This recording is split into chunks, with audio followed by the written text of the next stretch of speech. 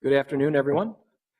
Welcome to the Budget Subcommittee's budget presentations for this afternoon. The first one we'll be hearing from is 911. So if Ms. Hunt, if you are ready, whenever you're ready, you can go ahead and begin. I just wanted to acknowledge that as we're beginning here, I'm joined by Council Vice President Glidden, Council Members Bender and Johnson.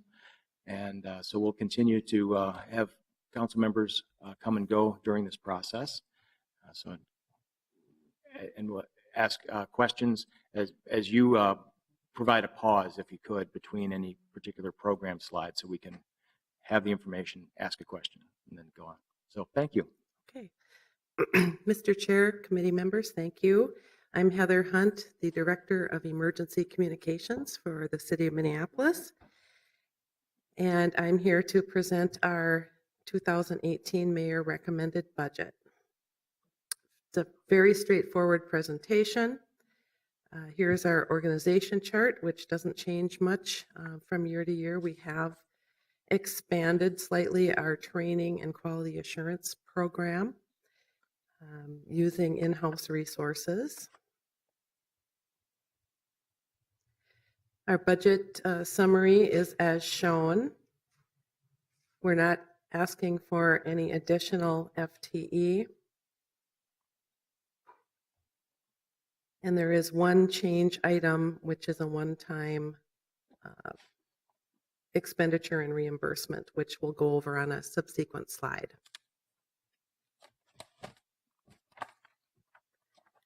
You're all well acquainted with our core programs. We are the 911 Dispatch Center. We are the link between the public and emergency response for the City of Minneapolis. We receive 911 calls for service and dispatch police and fire public safety response. We also perform certain administrative tasks and non-emergency communications that are related to public safety in the city. One thing that we have included this year is our 911 public education program, which we have also expanded, which gives staff an opportunity to go out and meet and talk with citizens face-to-face and answer any questions they may have about 911.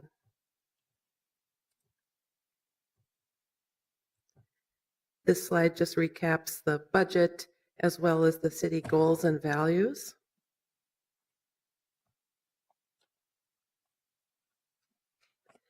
Our one-time change item is $41,000 for a one-time expense of planned overtime related to increased staffing for Super Bowl, and that is reimbursable by the Super Bowl committee.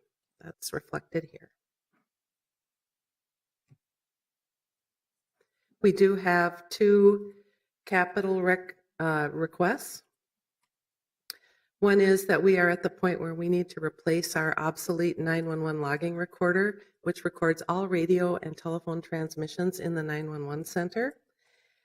And we need to move to the new platform of technology for that. And the $100,000 in 2018 is the cost to develop and research for publishing an RFP for that process.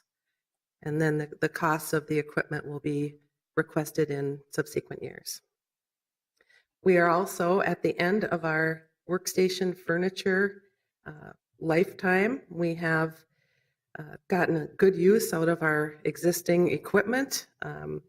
It's noted that we've had these desks for 15 years, which in a 24/7 environment is equal to 65 years of normal office use. So I think we're due for a refresh on that. That is what I have for you, and Good. Please give me your questions. Sure. Thank you very much. Also been joined by Councilmember Palmisano and Council Members Goodman and Cano. Council Vice President Glidden. Thanks, Mr. Chair. I'm trying to remember, this might be more a question for Mr. Intermill or someone else. Maybe a question for you, Ms. Hunt, but I'm just trying to remember kind of where we're at in planning for a new building.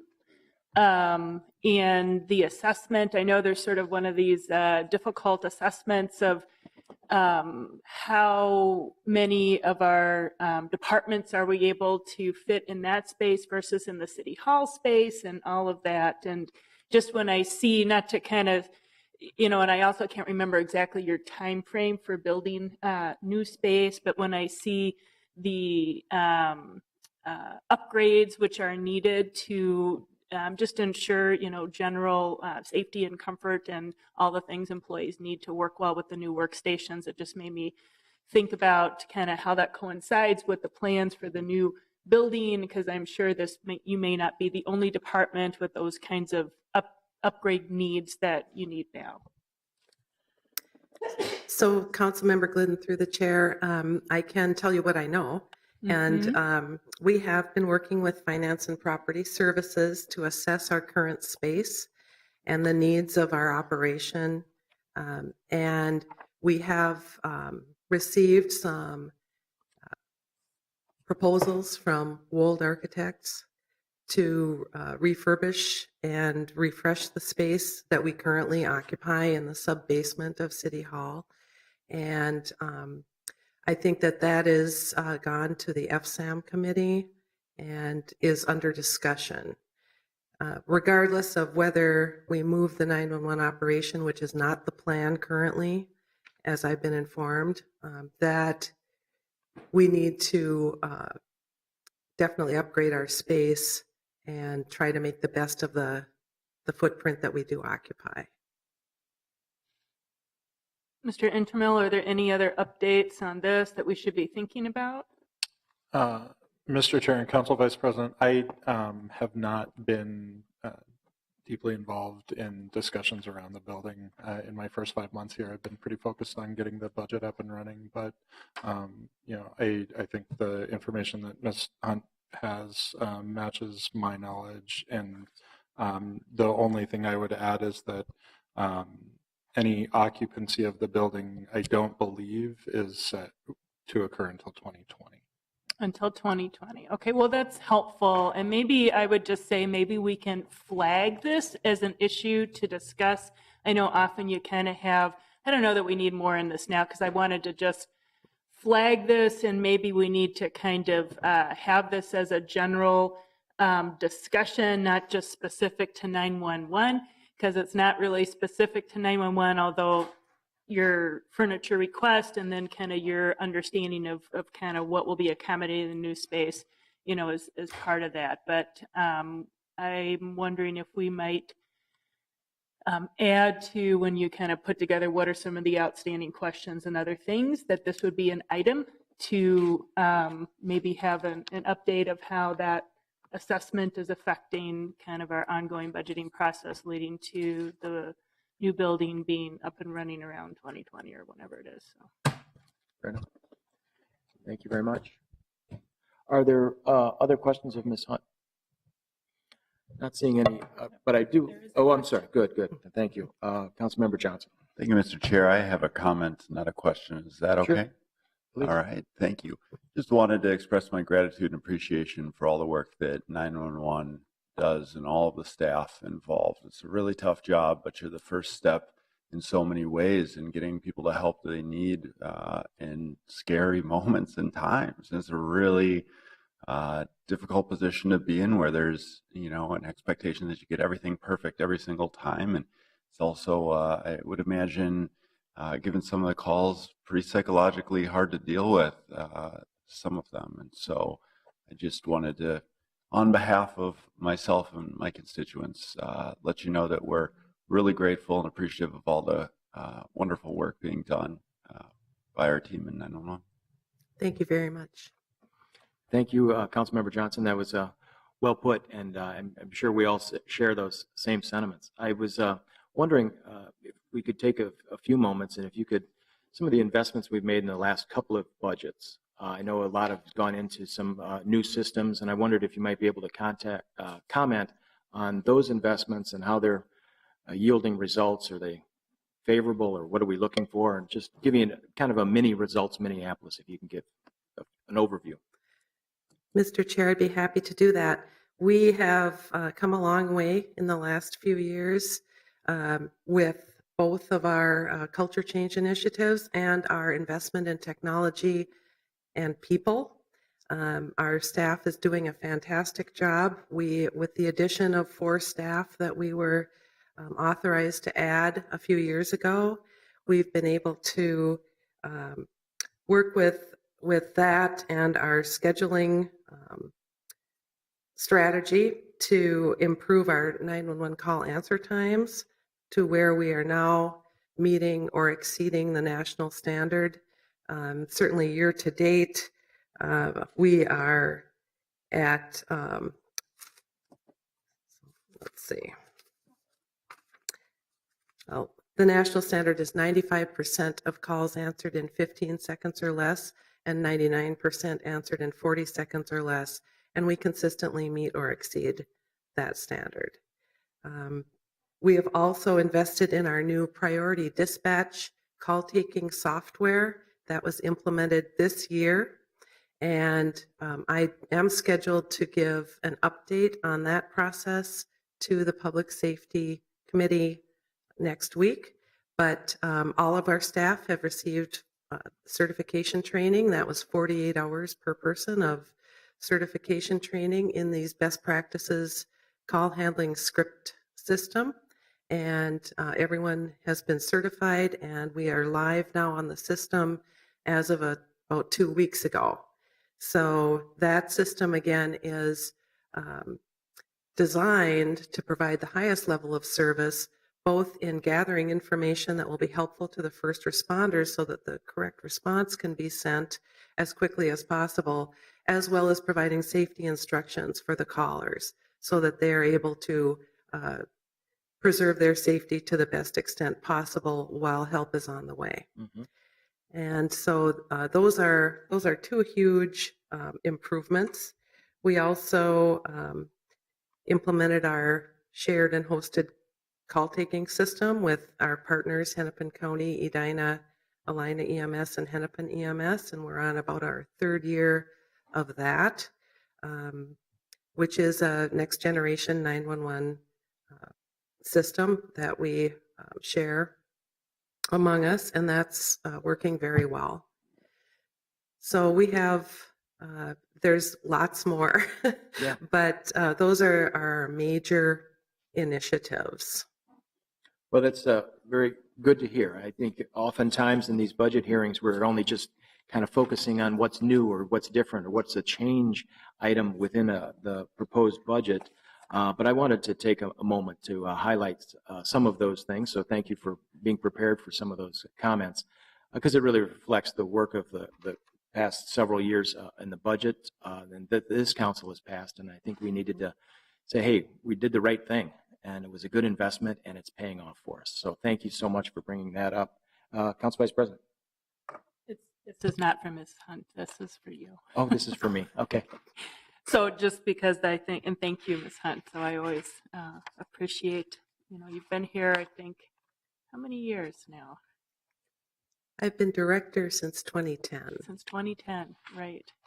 So I think you're doing a great job through the ups and downs that have happened with this department. And so I really appreciate this is a time when it's a pretty calm presentation, meaning maybe we're kind of going on the track we need to be with resourcing your department properly. So, but just to your point, Councilmember Quincy, I will say maybe that is a good suggestion for future budget presentations to highlight what have been in the investments made in recent years, so we can be refreshed on that per department, because I think sometimes that tells us a little bit more of the story, and also reminds us to sometimes ask how those investments are being utilized and are they working out. So. Good. Thank you for that. Right. Thank you, Ms. Hunt. Very Thank much. you.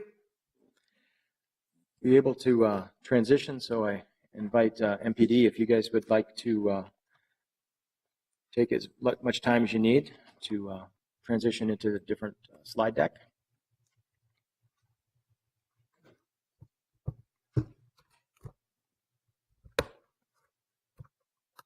I'll take this moment to also acknowledge we've been joined by Council President Johnson. Presentation.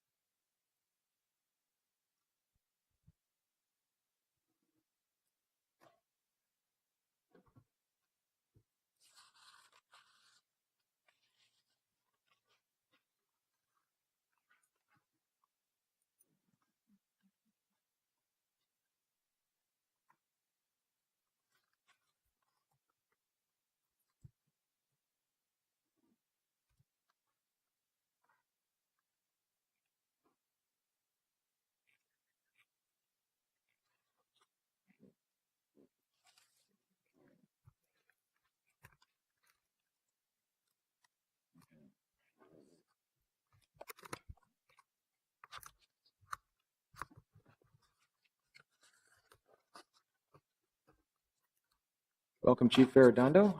Obviously, you have a pretty lengthy presentation, so I just invite members to kind of, if we can do this together, Chief, we'll be able to kind of go through a section, and then as before you go into a next section, we'll pause and we'll see if we have any questions on that content rather than interrupting in the middle of one of your slides. But if we can make sure we have an opportunity to invite conversation as you finish the section. Does it make sense? Yes. At your welcome. All right. Thank you. Good afternoon, Chair Quincy, committee members. Thank you for allowing me the opportunity to come before you today to present the Minneapolis Police Department's recommended budget. First and foremost, I'm absolutely humbled and proud to be before you to lead what I believe is the finest police department, certainly in our state, arguably in the nation. We're doing a lot of tremendous things. We are one of the few departments to have such great work in terms of our human trafficking. We lead our efforts in prevention of that, our domestic abuse protocols. Our city is proud to be recognized as, in terms of National Night Out, receiving the highest attendance across the nation in terms of that. Our community engagement and our procedural justice efforts. So I wanted to highlight that. We have a great sworn in civilian team member that makes up our Minneapolis City enterprise here. Some challenges as we look at the Minneapolis Police Department, certainly as I do, moving forward. There are still spaces within our communities where trust has either not been established or it certainly has been shaken. So that is certainly, as I move forward as chief, that is an area that I want to make sure that our men and women focus on. We are getting ready for the Super Bowl coming to town in February. And so that is certainly a local, state, and federal partnership to make sure that we represent our city well for that. That's going to take a lot of resources, time commitments. We'll highlight that a little bit here in our presentation today. The other thing is administrative support. One of the things you'll see in this budget is that we certainly, and I recognize that we need certainly some areas for more administrative support so that our supervisors particularly can do the work and concentrate on the work that they need to do and not having to be multitasking with some of these other things, but concentrate on the work of our trust, accountability, and professional services. The expectations I have, quite frankly, are that the MPD will continue to be a premier police agency in the country, rooted once again in trust, accountability, and professional services, all wrapped up in the procedural justice blanket. So with that, as you look up on slide 2, this is showing our organizational chart. There were some changes that were made to this organizational chart by myself as opposed to last year's, and primarily it was more to get our bureaus more closely aligned, to also structure and accountability, and to emphasize oversight. As you can see with our chief of staff position, we have the community and collaborative advancement underneath that umbrella. I think that was real important to make sure that those outreach efforts are closely connected to the chief's office, and the chief of staff would do that. Two other changes you'll see is in the juvenile division. I separated that out intentionally. I want to make sure that we are not an agency that is trying to criminalize youth behavior, all youth behavior. It was important to separate that out, as well as you'll also see in this budget presentation, technology and support is really taxing our agency. And so it was important to make sure that we are focus driven on that, whether it's body-worn cameras, whether it's data practices requests. The Minneapolis Police Department wants to lead in the idea of technology, but certainly we need to focus on that because we are seeing as we grow into a 21st century policing agency, technology and support is one of the areas we want to focus on as well and make sure we have support in that area. With that, slide 3, you will see kind of a snapshot of our budget summary. You'll look at how the bureaus are broken down, what the general fund looks like, the non-general fund. And so if you have any questions for that. Excuse me, Chair. Council President Johnson. Mr. Chair, back to the, and Chief, back to the budget breakout there. There's a decline, a substantial decline in non-general fund revenues from this year to last year, or 18 to 17. Chair Quincy, Council President Johnson, you're looking at slide 3 right now? Let me see here, just a minute. Yeah, under special operations and intelligence, I think you're looking at the non-general fund at 1.5 in 2017 and 831 this year's proposed budget. $2,000. Yeah. Yes. Mhm. Ms. Mr. Chair, McPherson. Council President Johnson, the decline there is really from a bomb grant. We had actually overestimated in 2017, receiving $600,000 worth of grant funds. We put in the whole amount thinking that we would receive the whole amount, and we only received less than $100,000 on it. Oh. So that's the decline. It was not real money that was received. Great, thanks.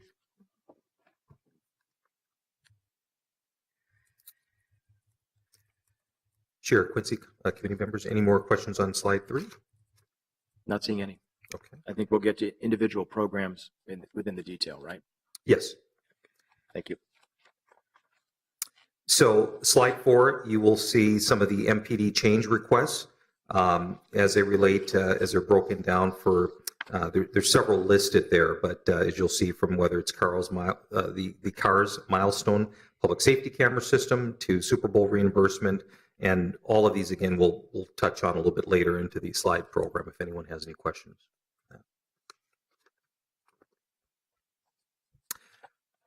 Slide 5 is just a crosswalk showing how the 2017 programs will be reflected in 2018.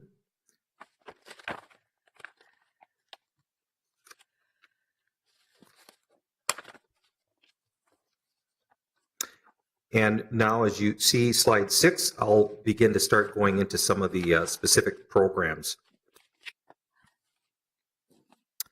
For slide 7, you'll see our Special Operations and Intelligence Division. Really no major changes to this division or organization. What I would say that will be kind of unique as we move forward, I'll talk a little bit about our technology strategies, particularly GVI, our Group Violence Intervention Program.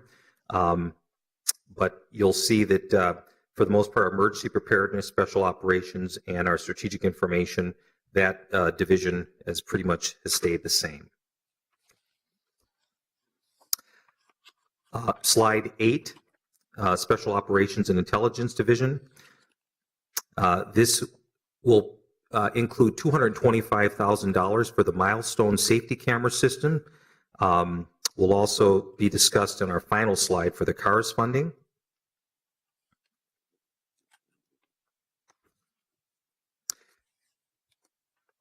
And slide 9, Chair Quincy and committee members, that just really shows the breakdown of the 4 quadrants of those units which make up our Special Operations and Intelligence Division.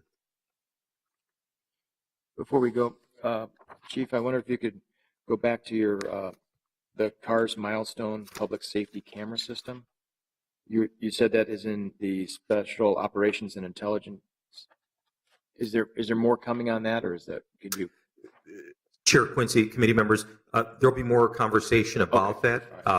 And just for background, it's housed in that division because our special operations, whether it's requests from the precincts throughout the city, where those cameras should be placed, we want to make sure that we're real intentional and strategic on where they're placed throughout the city. So that's why it's housed in that division. Okay. Yeah.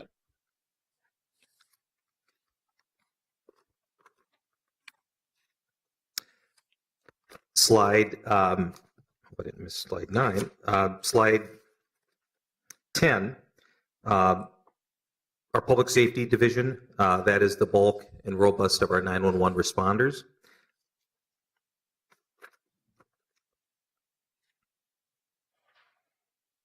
And slide 11, our public safety services. You will also see in that slide at the bottom some of those change requests listed there and the dollar figures.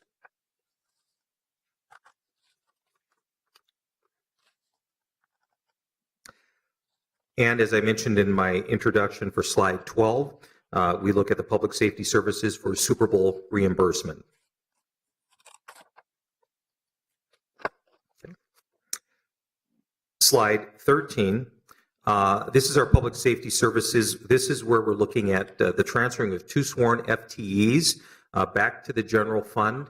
The Minneapolis Police Department, we rely upon a variety of different grants funding.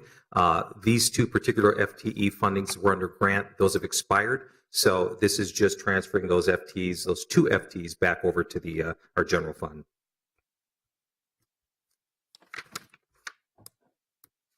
Council President Johnson. Thank you, Mr. Chair. Chief, what grant would it have been that expired? And I just assumed that this was the 2 FTEs that the school district cut, no? No, Chair Quincy, Council President Johnson, this would be from the COPS grant. Oh, okay. Yes. So And where are those 2 positions then transitioning off? Well, I guess we subsidize that. So, okay, never mind. Yeah, okay. Never mind. Chair Quincy, committee members, slide 14 looks at our public safety services and the additional sworn staffing of 1 FTE. This would bring us on track to reach the staffing number of 901 by 2022. This takes into account our city's population increase, as well as certain crime increases in certain areas of our city. And you'll see the slide there that shows that figure. I'm sorry, Council Member Goodman. Thank you, Mr. Chair, Mr. Chief.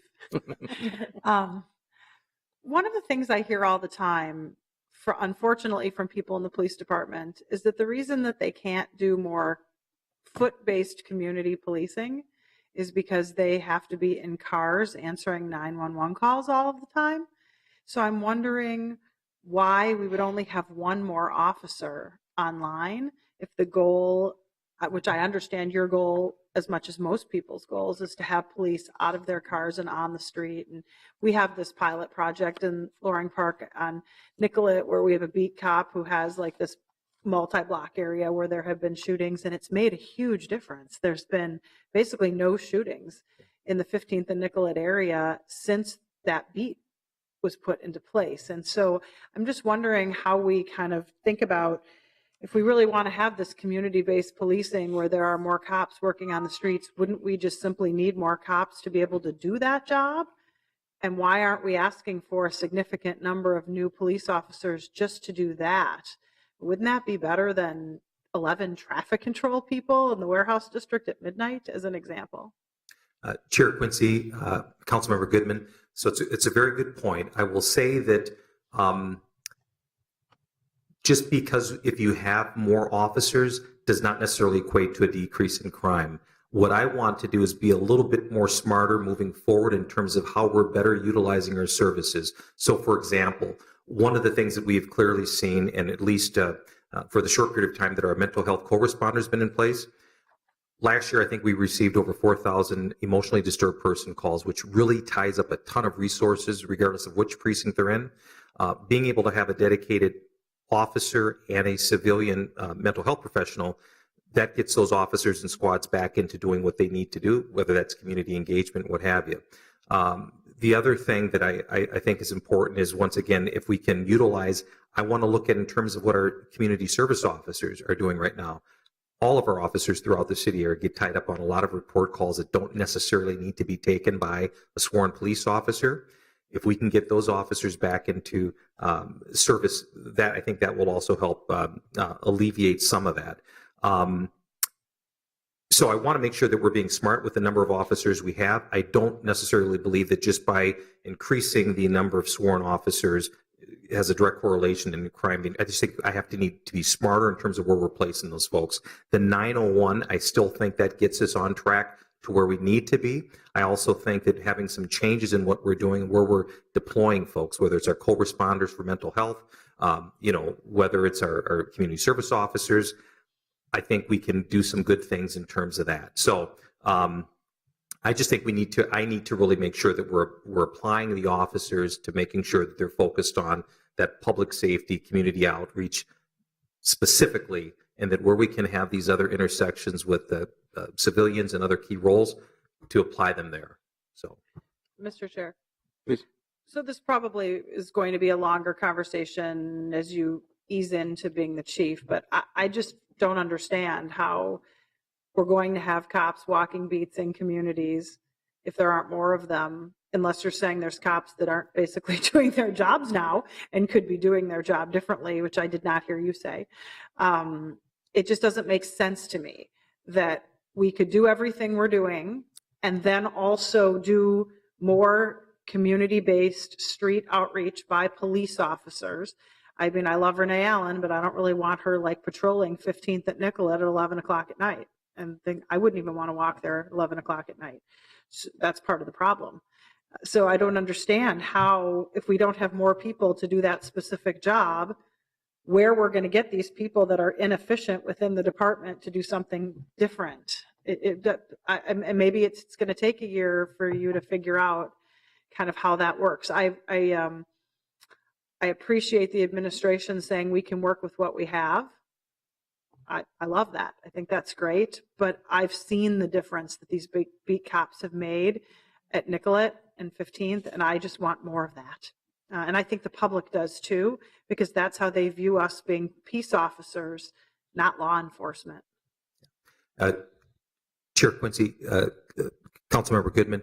So yes, and this still, and I know you're aware of this still, it still does not take into, we're still going to continue to hire. We still got 2 classes coming out in 2018. So we're still going to continue to hire, increase our sworn strength.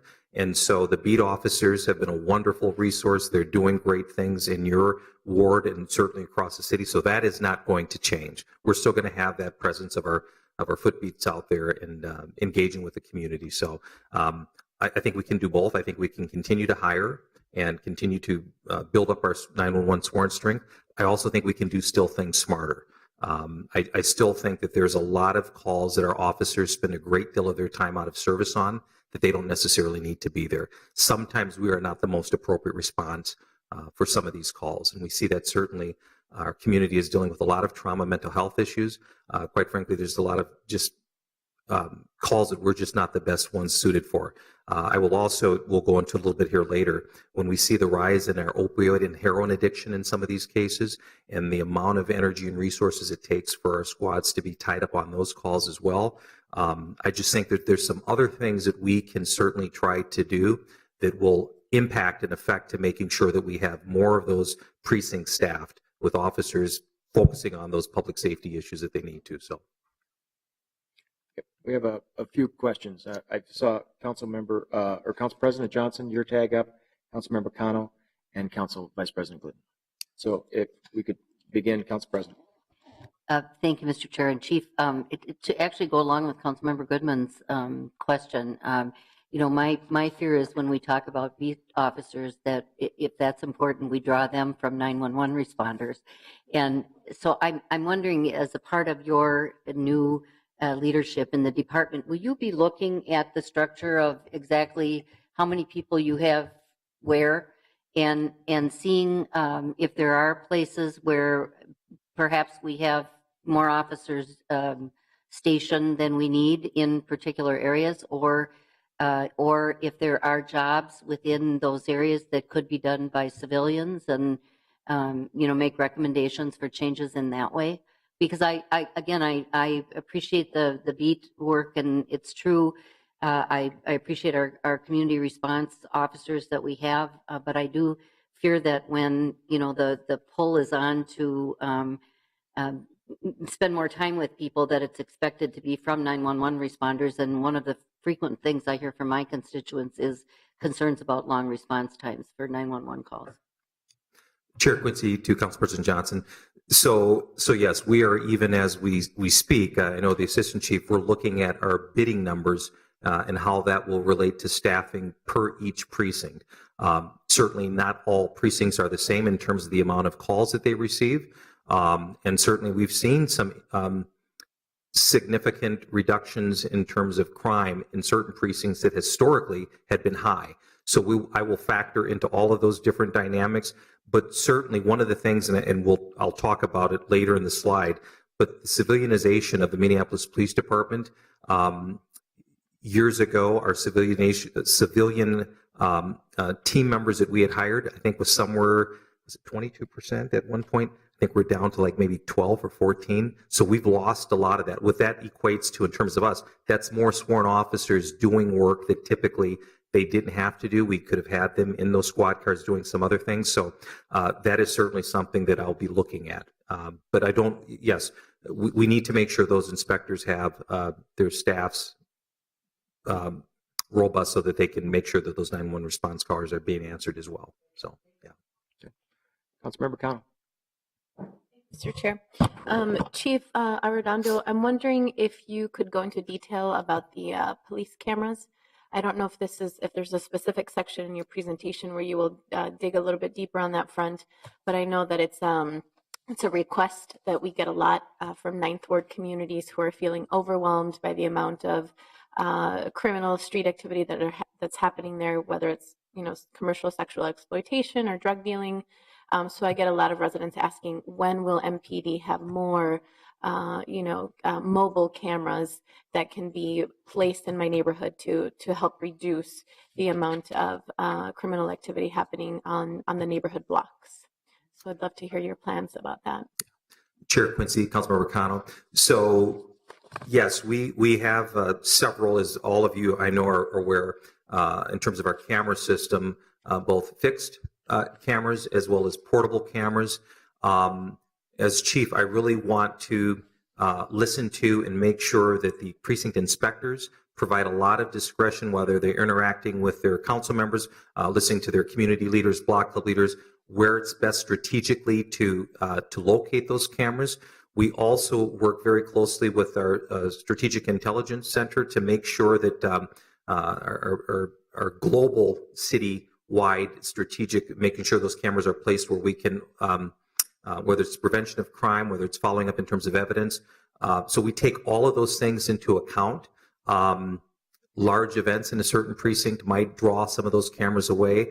But our certainly my number one focus is on the public safety and reducing and prevention of crime. So we certainly place those strategically. Sometimes there are times during the year where we just don't have enough. They're being deployed throughout the city. We've had assistance from even our park police that has allowed us to place them in certain areas, whether it's in near PV Park. And so, but we're really trying to make sure that the request for these, for the CARS request for these cameras, that they're maintained, that they're replaced, that they're placed in the areas where they give us and our communities the best benefit to reducing crime. So when we hear from the inspectors saying that, there is a need, we certainly try to make sure that we get cameras out there as much as we can. So for next year's budget, are you allocating any resources to buy more cameras? Chair Quincy, Councilmember Cano, my understanding is that these would be replacing and maintenance for the ones that are currently in place. And I'm trying to think of the number we have total. There's about 220. It's about 224 cameras we have citywide now. So we're making sure we put those in the the important places within our communities where we can have the best reduction in terms of crime and prevention. So you have 224 cameras citywide, and that includes both fixed and portable cameras. Chair Quincy, Councilmember Connell, that is correct. And your plan is to replace some of them to kind of upgrade, some of the old used equipment, but you're not planning to grow the number. Chair Quincy, Councilmember Connell, at this point, no. Okay. Thank you. Yeah. And excuse me, Councilmember Cano brought up a good point about the funding of that. That's going to be addressed in greater detail in the CARS portion of the slide deck. Okay. So I just want to make sure is that correct? Is it in the CARS? Chair Quincy, that is correct. Okay, good. Thank you. Council Vice President.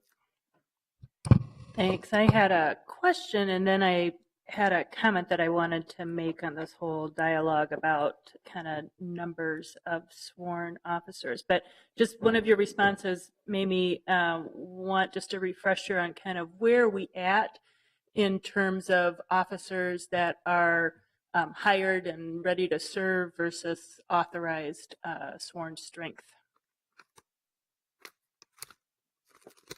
And if that was coming later, I can wait. So it sounds like, was that coming later? Then I can wait.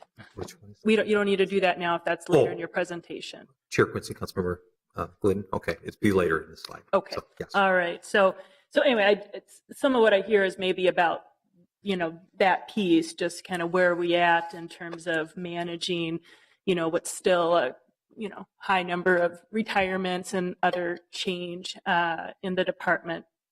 I just want to say I really appreciated your response on this question around the numbers. I just, and we have been adding quite a few numbers over recent years, but, as I understand it, there's not some equation out there like we sometimes hear about other departments and divisions that says if you have X amount of officers, this equates to some sort of formula around safety. And, I feel like right now, especially the department, but also the community is challenged a little bit in how do we translate from what was, well, I'll just call it kind of a little bit of an old narrative to maybe a newer narrative where we're focusing more on what are the outcomes that we want to see, whether that is what Councilmember Goodman was saying of wanting more interpersonal interaction, which you get from doing a beat or other kinds of results, as opposed to just talking about kind of what's our sworn resources versus our civilian resources versus our technology resources and all these kind of things. So I would just encourage you to continue to help shape that for us in terms of how are we defining what are the things that we want to happen, and then how do we have the words to describe are we really meeting those or not. And I'll just say that because I feel like often I'm with officers who are doing their best job kind of higher up in the hierarchy of the police department, and I feel like they're stuck a little bit in that narrative that's just about sworn officer resources. When, just to be honest, if you get more sworn officers, often sometimes, they're going to prioritized places. It's not like you just evenly spread those officers around the city. It's not how it works, and it shouldn't. So I think your ability to kind of continue to help us to understand what are we doing that's different, and is it producing some results, such as adding the civilian responders around mental health in partnership with police officers, such as the diversion programs that the police department is now working on in conjunction with the city attorney, such as reevaluating some of the process items which you mentioned, which is when and where does it make sense for that officer to fill out a report versus some other personnel who might have the same sort of skills to do the job right. So anyway, I just wanted to say thank you for bringing up some of those things. I think also it's a little bit about what are the tools that you help give us to be able to talk about, are we meeting our goals around safety? Council members, I just wanted to, because I'm having a little bit, making sure I'm keeping up with tag requests, I did start on a speaker management. Thanks for that. I was even having trouble saying that. So if anybody wanted to join speaker management, that's a helpful way.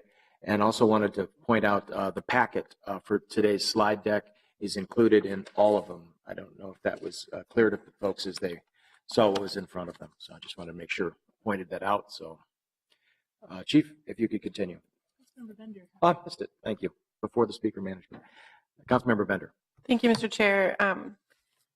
I might wait for my other questions, but I just wanted to, this is actually a pretty significant drop shown on this slide in violent crime. And I know you talked about that, but do you want to mention anything more about what we're seeing and how the resources we've been investing so far may be contributing to this? It's a pretty big deal.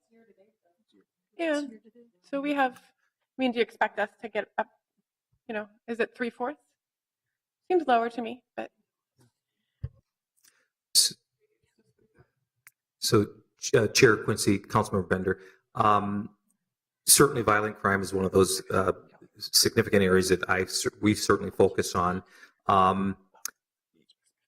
Right now, I will say that we've done some outreach in terms of our work in partnership with our group violence intervention program, teamed up with Director Musicant and her public health folks. Sasha Cotton has been phenomenal. We have been, we started this work this year. We actually launched the GVI this year. I will say that last year, between May and September, we were able to identify group members who had been involved with shooting or injuring folks with guns. I think the number from May to September of 2016 was approximately 98 or so folks that were injured. And this same time this year, with GVI being enacted in our city, that number's in the 40s. So we have seen a reduction in that. That is significant. I'd rather see zero, but that is certainly significant when we look at the trauma, the impact violent crime and shootings have on our communities and our cities. I want to continue to see those numbers down. We'll continue to monitor the work of GVI. I will also say that our precinct officers are taking a lot of guns off the street. They're recovering a lot of guns in our city, and they're doing great work out there. Also, our communities are calling in suspicious conduct and suspicious behavior. We're getting a lot of guns off the streets through folks calling 911 and alerting us to that. So we'll continue to monitor that. I think a lot of things too we talked about earlier, technologies. When we talked about our camera systems, we're also teamed up with our private sector folks, do a great job in us leveraging their abilities to share camera feeds and camera systems with them. So technology plays a key role in that. But yeah, any reductions that we see in violent crime is very important, very key to us, and just hope that that trend continues down.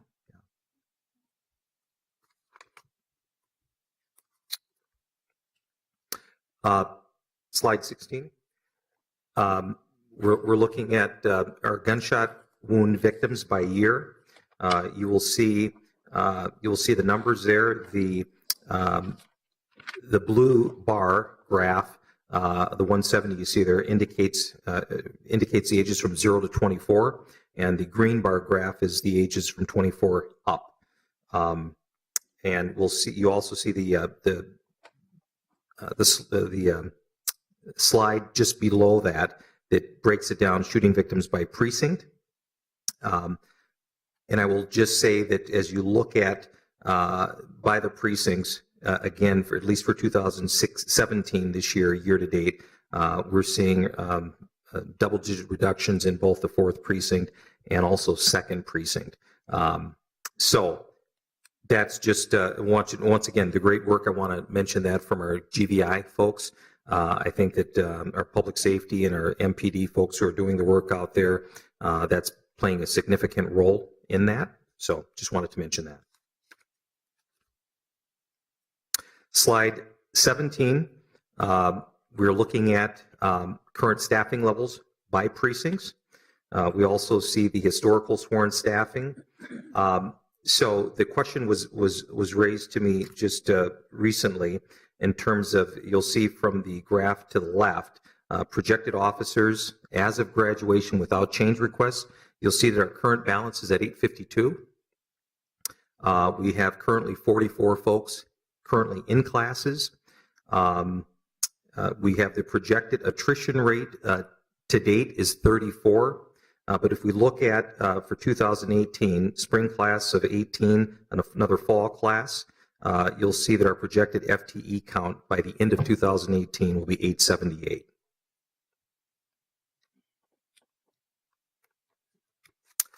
As we go over to slide 18, just another breakdown in terms of what we can project, estimate for our additional sworn FTEs as far as attrition.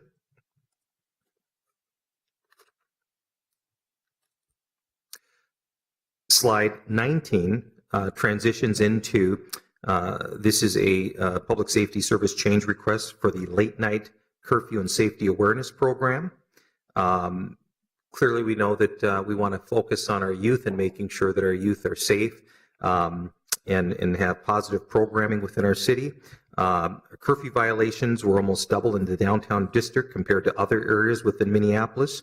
However, in summer of 2017, First Precinct officers, in collaboration with Mad Dads and YCB and the DID, spent considerable resources in educating and handing out for youth violators on Friday and Saturday nights.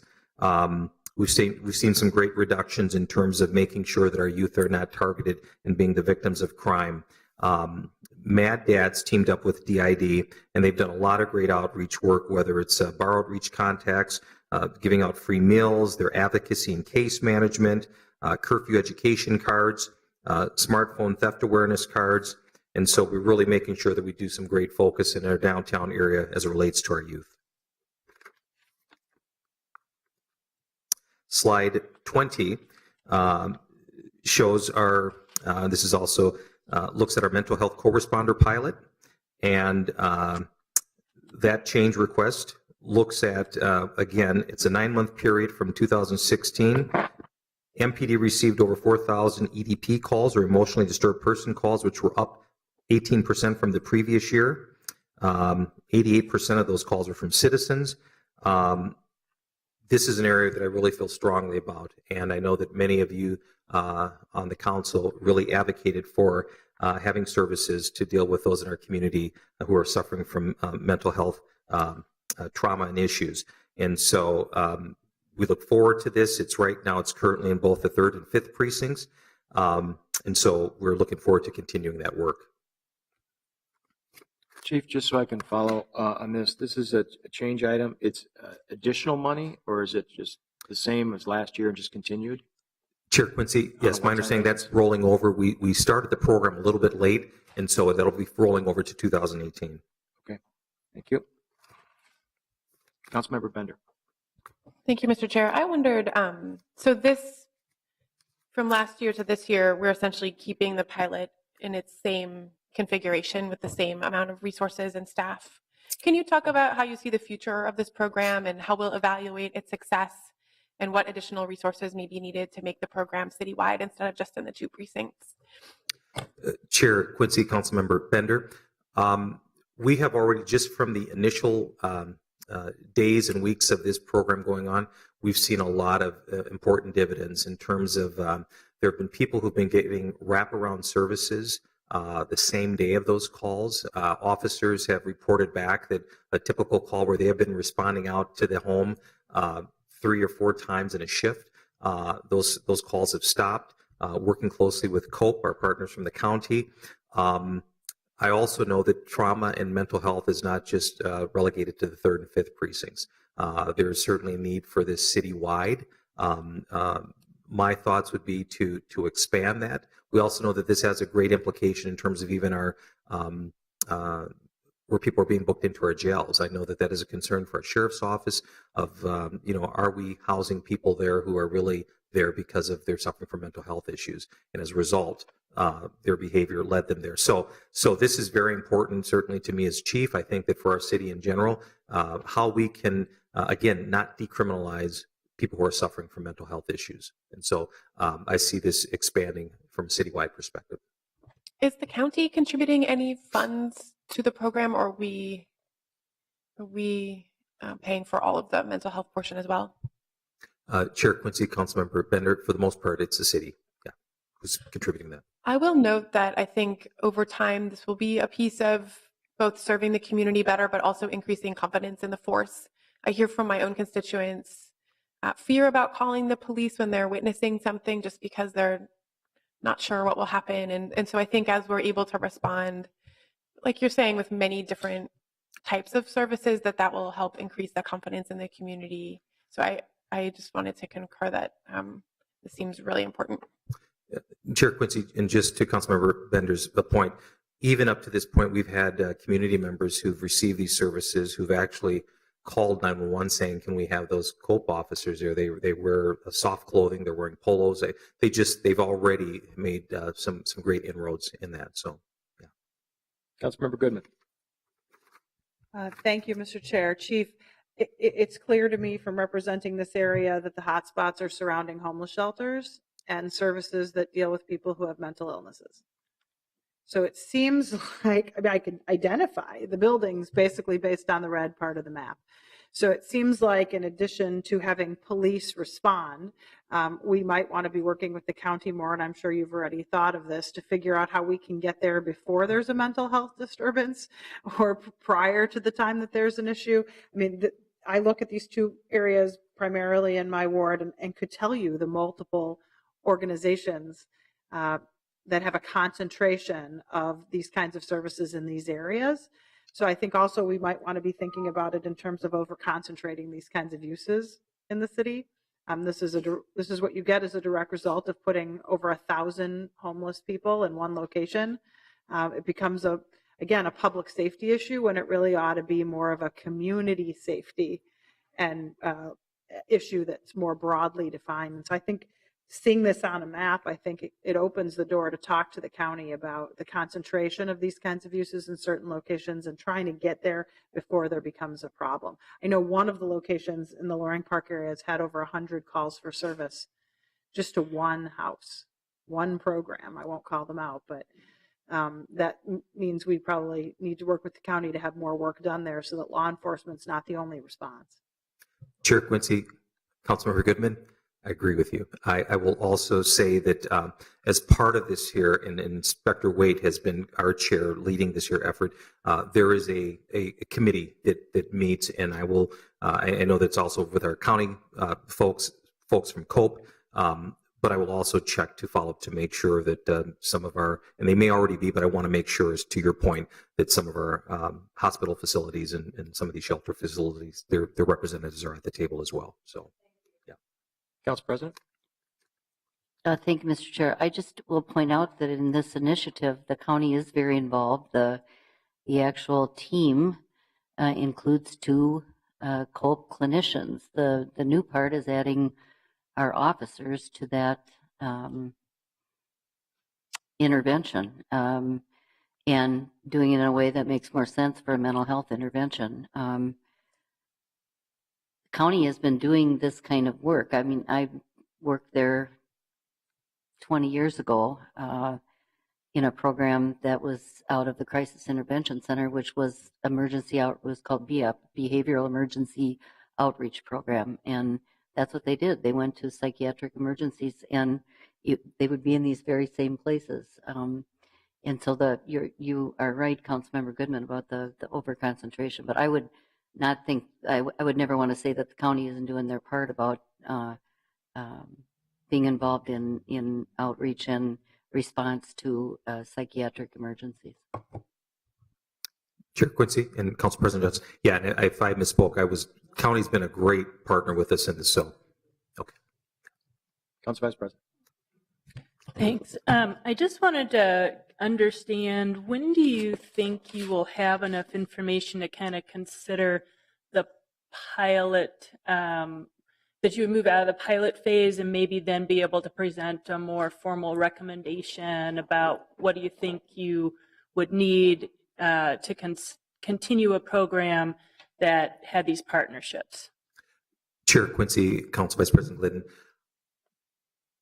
I would like to think by summer of 2018, but I can rest assured I can tell you right now, the follow-up and feedback and the discussions I've been having with Inspector Waite and her teams, they're making a considerable impact now. The one side to it is certainly highlighting that there are many in our community that are suffering. from mental health issues or lack of services. But also, we are spending a great deal of our time responding, particularly the 911 responders who, again, may not have the time or the resources or maybe the most appropriate to respond to this, but it's certainly, it is having an impact. They have their work cut out for them. But I think by summer of 2018, we'll be able to have a more chronicle, detailed list of exactly what their work has been entailing, and also, I quite frankly, as Council Member Goodman mentioned about a call for 100 times within a certain residence, I think we might be able to also show the benefit and the effect that we've had in terms of making sure that several of these individuals have had the wraparound services that they need to get better. So, And have we been able to consult with any other places around the country and has that been helpful? If we have, I just mentioned I know there's other places, but I had an opportunity one time last year, I think it was, to visit Denver and hear from some of their personnel and sworn folks who lead that work there. Yeah, Chair Quincy, Council Vice President Glidden. Yeah, I know that this team has done a lot of research in looking at best practices from around the country and what has helped even in terms of the entire system. So not just policing, but in terms of how it's impacted our hospital facilities, how it's impacted our jails. And so from all accounts, it's a good model for our city to have. So, but in terms of a report back to the council, I think sometime next year. Good. Councilmember Bender. Thank you, Mr. Chair. Just to clarify, my question was really about the financial sustainability of the program, because I believe from last year we had the 3 officers in the budget as ongoing funds. That's continuing through the budget this year and into the future in the 5-year projection. But the one-time funding from last year that's now rolling over to this year, that is to cover the COPE clinicians. And as one-time funding, that is not built into the sustainable long-term budget. So just as we're hearing about the early success of this program and maybe thinking about sustaining or expanding it, I just was sort of noting for myself that the COPE mental health portion of the funding is in the budget only as one-time. So if we want to continue it next year, we'll have to either add additional one-time funding, or perhaps we want to consider making this sustainable ongoing funding. So that was just my clarifying question, was to note for myself, hopefully we'll be able to continue and expand this program, and that means future budget investments. Thanks.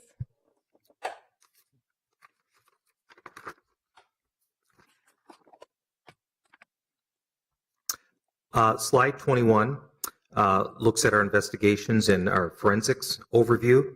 The only thing change different in terms of the structure, as I mentioned earlier in the presentation, was the newly added juvenile division.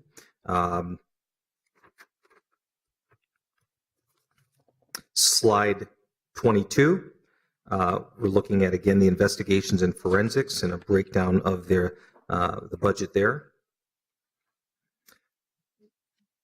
Change requests at the bottom, probably most notably, we'll go into it a little more detail, but we see the body camera program expansion, one time for this year. Also, the CARS forensic comparison microscope, sexual assault survivor advocate, and our restorative justice strategies one time. And I'll be talking more further about those.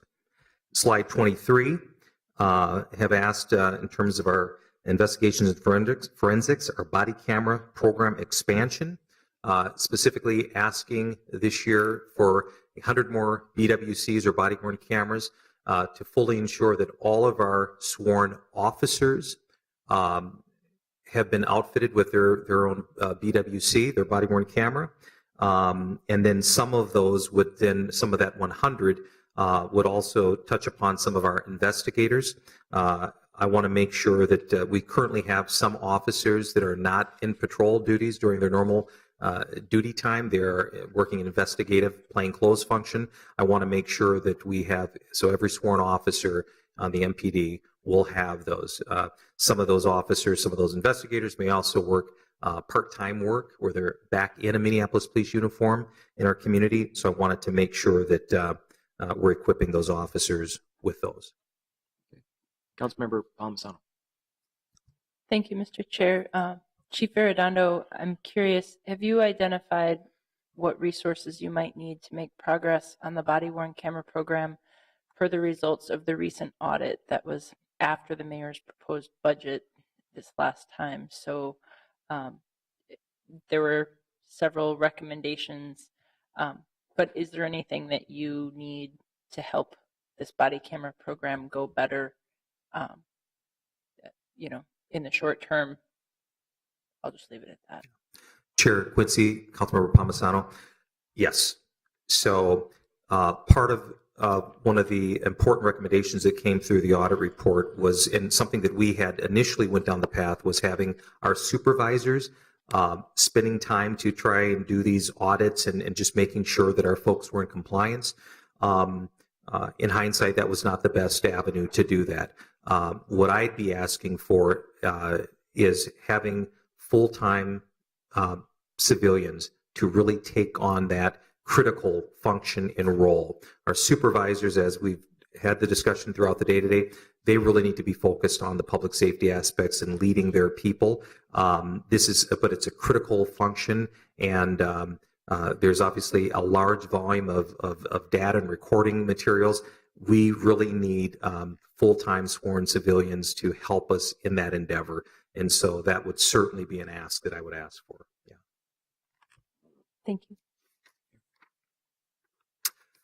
Slide 24, for still under the investigations and forensics. The change request here is for a sex assault advocate pilot.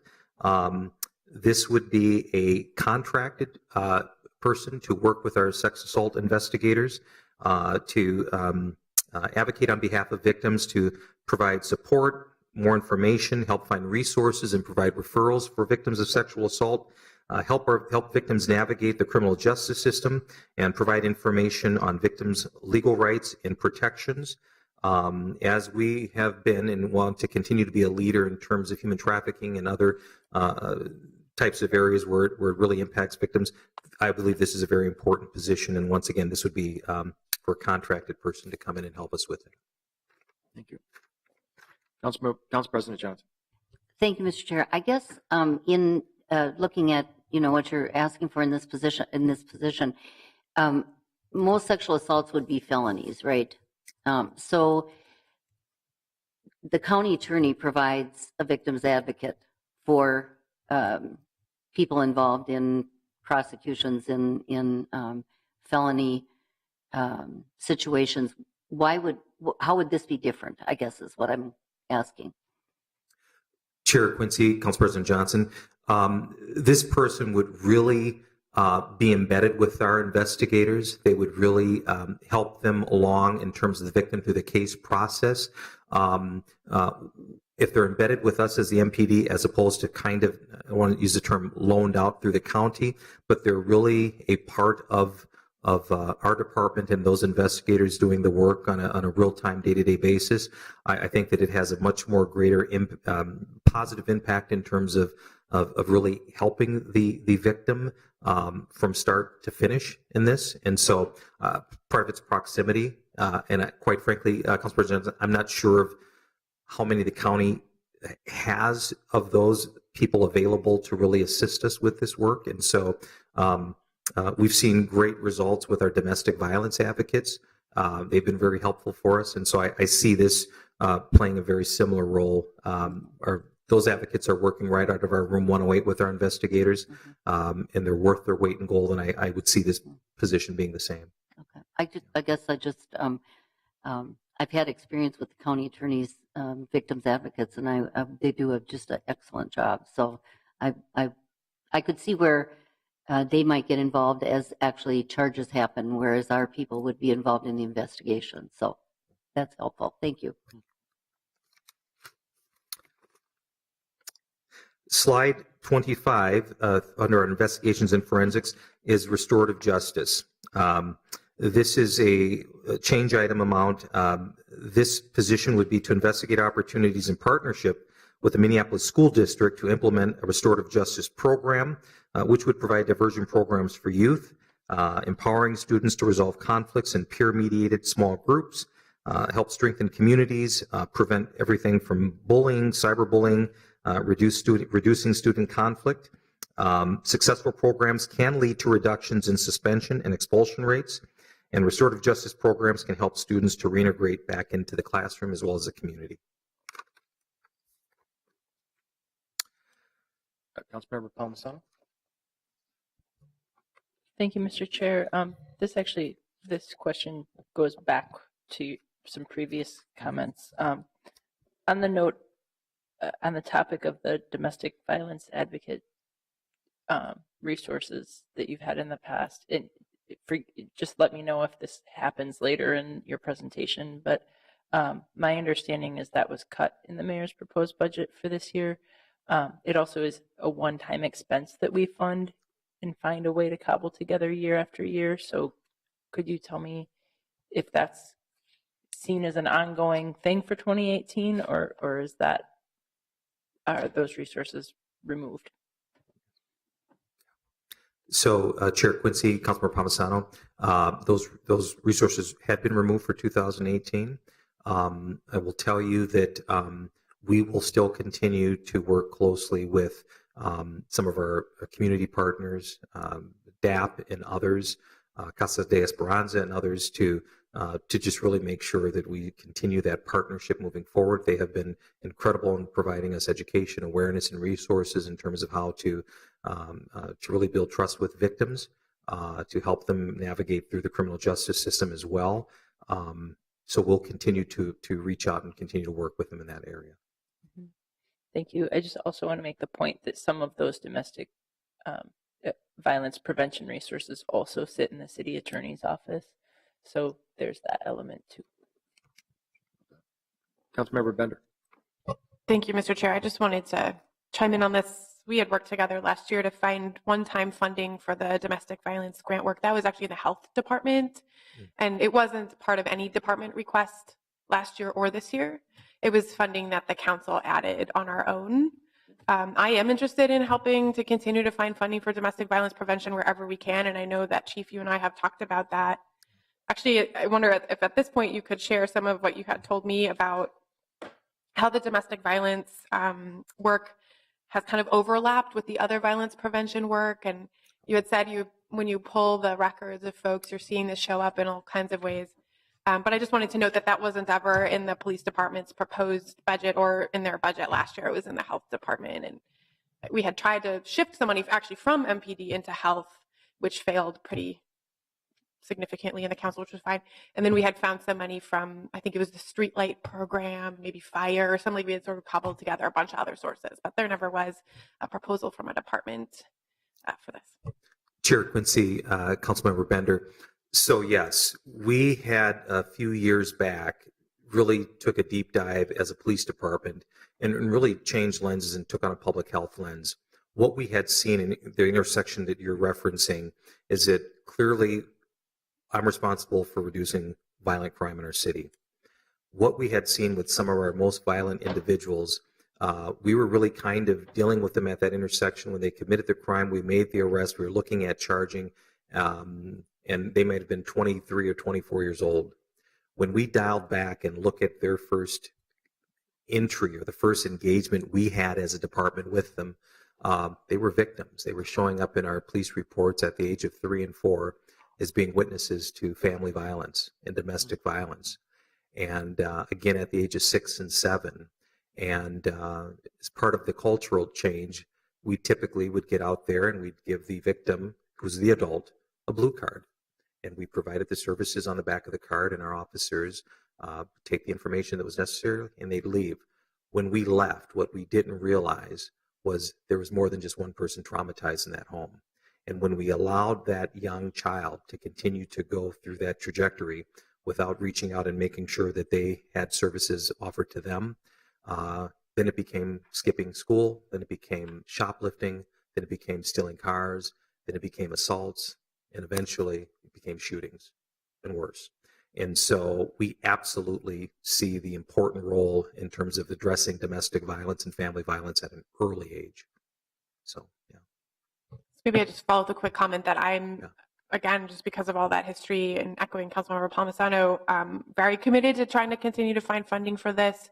Last year, there were a number of us who worked together on that, and I would welcome that again this year.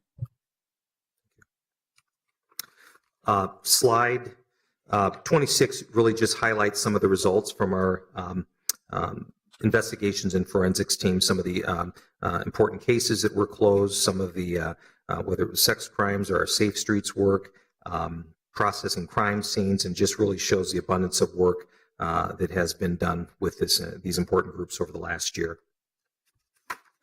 Council Vice President. Thanks, Mr. Chair. I just wanted to kind of ask a couple questions about investigations. I know kind of over the years, just as the department has seen a lot of staff reduction and all this kind of balancing between the investigations personnel and the personnel that are responding kind of in the moment, and that kind of stuff is always difficult. I'm just curious, are you feeling more comfortable with the balance that you have now, or do you anticipate reanalyzing the amount of staff that you have focused on investigations versus other roles within the city? And then my second question is, I really appreciate seeing the results, but is there a way you can give us any more context to those results? Some of the lines you shared with us did provide context, such as saying we increased the number of cases closed or things like that. But, is there anything more, maybe not for this moment, but kind of for the future you can share? I have no idea if there is kind of professional standards within kind of the national culture of policing around, this is a typical closure rate for X types of crimes, or, what are we kind of pushing for? And I'm assuming kind of the most violent crimes are the ones where we are spending more resources to ensure those cases we can close or send to the county attorney or whatever it is happening. But, maybe that's actually kind of old way to think about it. Maybe there's certain kind of lesser offense types crimes where it's more important to put your resources there because of, how things develop. So. Chair Quincy, Council Vice President Glenn. So absolutely, we can make sure we provide some more peeling the layers back in terms of some of the results of those investigations. Yes, we certainly take a look at our investigative staffing levels. One of the things that we are constantly doing is making sure that we're having concrete conversations with whether it's the city attorney's office, whether it's our county attorney's office, to make sure that we're working cases more smartly in terms of whether it's for the successful prosecution and charging. I would say that on both our closure rates and our charging rates, we are at that national level where we should be. And I believe on our charging rates, we may actually be above the national norm in that regard. We're also doing some things which impact, so for example, our domestic gone on arrival misdemeanors. We are doing a much more concentrated effort on the follow-up to that to prevent it from becoming that felony types of case. And so that is an area that we're, in terms of our investigations, we're really making sure we're working a lot more smarter, working out, reaching with our city and county attorney folks, making sure our investigators are doing the things that they need to have those successful outcomes they need. I think that's also ties into where these victim advocates come into play as well. So we're really making sure we look at it from a holistic point of view with our staffing. So, and we'll continue to do so. But I'll work on making sure we get some finer details in terms of results for those investigations.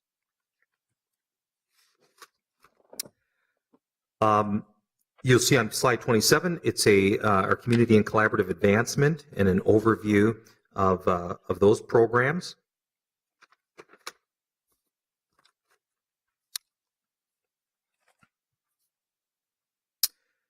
28, just it shows once again community collaborative advancement, looks at the FTEs.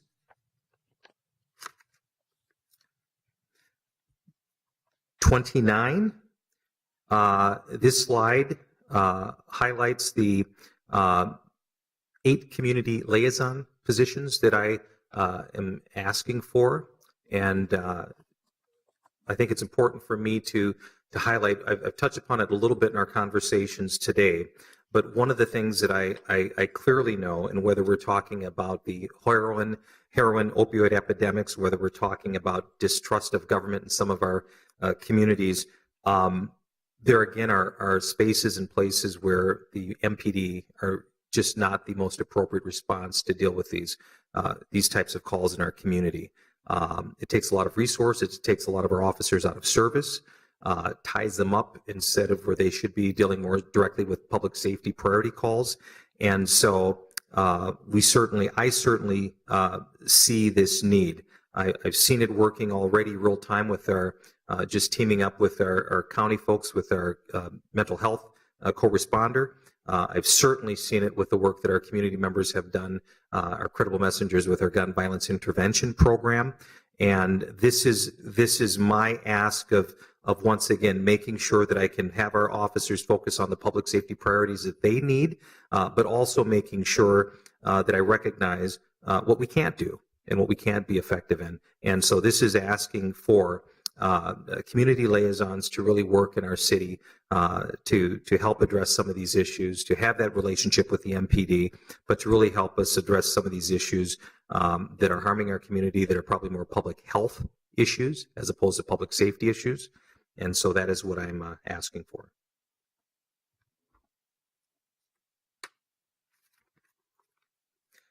Slide 30 is looking at Sorry. Okay. Council Vice President Glidden had a question. Thanks. I just kind of wanted, this is a pretty significant item. It seems, I will say when I first saw the item in the budget, I didn't really quite understand, what the positions would be, and this kind of helps a bit. I do think, I appreciate too that you're looking for kind of, I don't know, creative is the wrong word probably, but creative ways to essentially accomplish the public safety mission of the police department with using, how do you balance what's the appropriate use of a sworn officer resource versus a civilian resource to accomplish the public safety goals. So I guess I'm kind of seeing that. And it may be just, this is a little bit of a wait and see, after you have some opportunity to target and direct and further define the roles of these individuals. It certainly makes sense to me, especially as a follow-up to our discussion on the mental health responders, some of those sorts of things. But I think kind of your ability to help us understand, did these employees end up producing the results that you thought would be helpful to the public safety overall mission, I think will help make the case again for how do we continue to strategize with the sworn balance with the civilian. I'm a big fan of the civilian employees working together with the police department. I know Council President Johnson too has been always a big promoter of the crime prevention specialist position as an example, which seems, that's what at first I was kind of thinking this was an augmentation of this program, and it seems like a fairly different kind of program. And maybe you can just say if you think these folks are going to be directed kind of like the crime prevention specialists are by their inspectors, or maybe a more targeted resource. So, Chair Quincy, Council Vice President Glidden. So these community liaisons would play a separate, a different role than our current crime prevention specialists. Mm-hmm. While our crime prevention specialists are very important in the work that our folks do each and every day, whether it's dealing with problem tenants, problem neighbors, galvanizing block club leaders and door knocking and those things. These I look at as really community members who are embedded in those communities, who have relationships and know what works best for whether it's East Phillips, whether it's in Jordan neighborhood, and know that when it's not a police response or resource, it's needed. I think that we can galvanize and be a force multiplier with having these folks out there addressing those specific dynamic issues that plague those communities. And so it's different from our current crime prevention specialists. And so I think, but I also believe that they can certainly help our crime prevention specialists, and they can also help them in terms of whether it's information sharing, whether it's the kind of the lay of the land or trends that are occurring in those communities. So that's what I really see these community liaisons doing, these community navigators. So, Councilmember Bender. Thank you, Mr. Chair. I wondered how you see these staff interacting both with the community and with some of the more health department funded staff. So I think one of the advantages I keep hearing about our group violence intervention and Next Step is that there's sort of like a wall between the social workers and public health department staff that are interacting with mostly young men who are self-identifying or getting referred to this program. And I know there's a lot of collaboration, but like this striking statistic about how many guns we've had turned in through those programs, I understand is partly because there's this wall between I'm bringing in a gun and I know that, you know, the police aren't going to know like it was me and I had this gun, right? And there's some other advantages to that. Can you talk about like how these, I mean, these are civilians will be police department staff. It seems like a big job to build trust with the community, and that will be what they have to do. But how will it sort of fit into that overall trajectory that we're on about, you know, filling in all of these different gaps around violence prevention and community support? So Chair Quincy, Councilmember Bender, to your point, and if I could use the example of our the great folks that are at Next Step over at HCMC, advocates, community advocates working with those victims of gunshot wounds and gunshot violence. So they're having their initial outreach to them as they're being wheeled into the ER. And they're doing the great work of trying to get them the best choices and help them make the best choices possible for them to survive. But then it's cut off. Those individuals eventually will go back into the community at some point, or their family members are back in the community, or they may think about having family members retaliate or what have you. And so we don't have, unless it's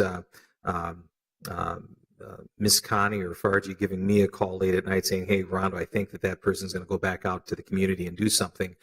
There's not that connected point from the hospital to back in the community. I see these community navigators playing that vital role that will be able to link both our city enterprises, Minneapolis PD, public health, and whether it's HCMC or whether it's our GVI folks, and I see them being able to play that role. If we're dealing with an opioid epidemic that's hitting our streets, whether it's in North Minneapolis or on Lake Street, and several people have just OD'd, they're that link out there that can have that relationship, communication with us real time. A new batch has hit the street. This is what we're experiencing. This is what we're seeing. Currently, we don't have that. And usually we're being more reactive than proactive. I see these community navigators playing a vital role. They'd be trusted individuals within our city and with our communities. And I see that being their role.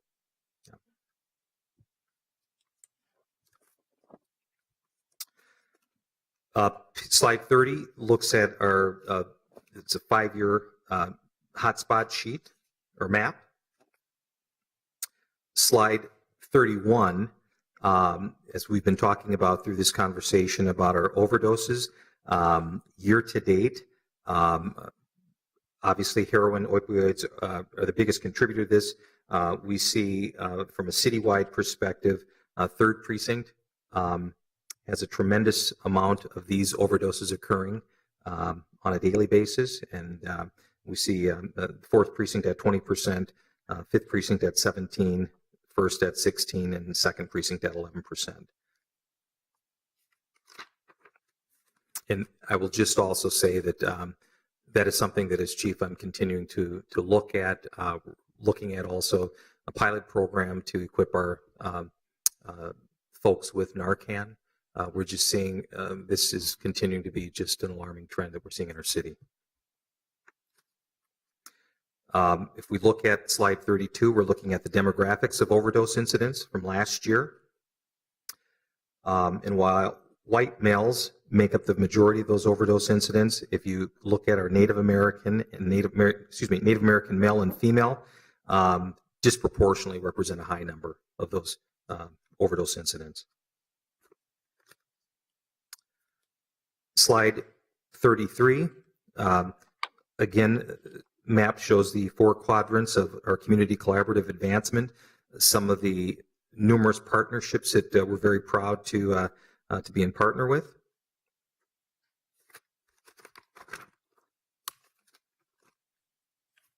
Slide 34 looks at our professional standards, administration, and professional development. A breakdown of that division. As we look at the next slide on page 35, slide 35, the change request here is for additional administrative support to FTEs. These two positions are really for all of you have precinct inspectors. Unfortunately, none of them really have administrative support dedicated to them. So many of your precinct inspectors, I would absolutely say all of your precinct inspectors are they're doing and they're tasked with so much and they're really chiefs of their own departments, and they're doing all of their maps and copying, and they're just doing a lot of work that really quite frankly keeps them away from leading and doing the things that they need to do. While each one would not have their own administrative support, we're asking for 2 at this time, and I think it would really help them a great deal. And I've talked to them personally, and they would be most appreciative to have some sort of administrative support to help them in their duties. So, Council Vice President.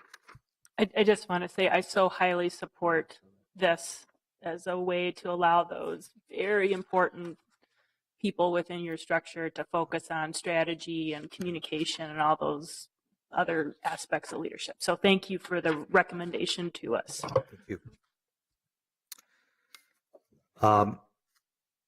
Slide 36 talks and highlights a little bit what we have been discussing about civilianization and how far Minneapolis PD has lacked in terms of that. When we look at comparable to other peer law enforcement agencies, most peer law enforcement agencies our size have a complement of at least 24% civilian team members.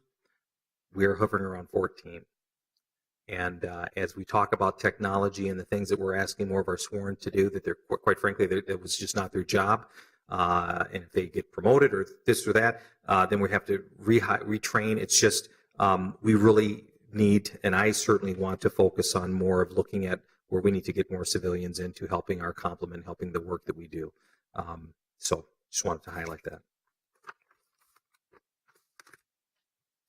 Slide 37 looks at the change request here is requesting 1 FTE to help with our data requests, data records information requests. As you can see at the bottom of the slide, from 2012 to 2016, the abundance of data requests our city gets just in terms of the MPD enterprise alone, we really need assistance in that area. So that is a request for that.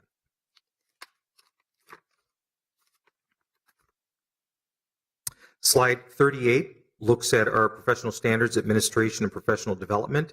We're looking at here as it relates to hiring and diversity. And you will see a snapshot from 2012 to 2017. I'm sorry, 2002 to 2017. This is an area that I'm absolutely committed to making sure that we do all that we can in terms of our recruitment and hiring and retention of women and people of color. And while we've made some strides, it has to get better, and we'll continue to do that. But that shows you a breakdown of those numbers there.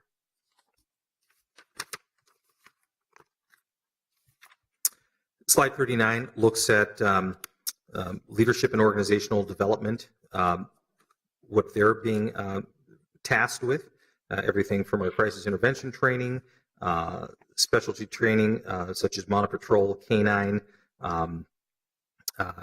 legal, keeping us updated, our department updated on our legal updates and search and seizure, procedural justice. And slide 40 is looking at the CARS recommendations. We talked a little bit about the milestone camera request. The in-squad video is to replace those in-squad videos that still are operating under the VHS system in existing squads. We're also looking at Fleet Edition for our MPD vehicles to catch us up with the hires that we have to make sure that we have adequate squads for those folks to do their patrol duties. And then again, the forensic comparison microscope is The one that we had has lasted 20 years. That is no longer operational, and that helps us tremendously in terms of our evidence and ballistic measuring and comparisons, helping us to charge cases. So that is our capital asset request from CARS.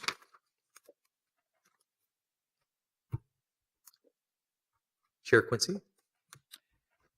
Yeah, I just wanted to check on the cars. I want to make sure we addressed Councilmember Cano's question. So this was on, as she asked and you alluded to, it's on repairs and maintenance of replacement. What is the cost of a camera if we were to buy a new camera online?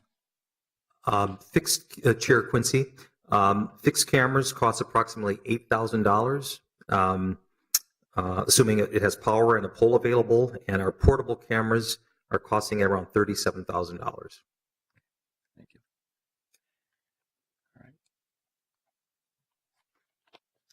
All right. Are there any other questions or comments that we'd like to ask of Chief Rondo? Councilmember Bender.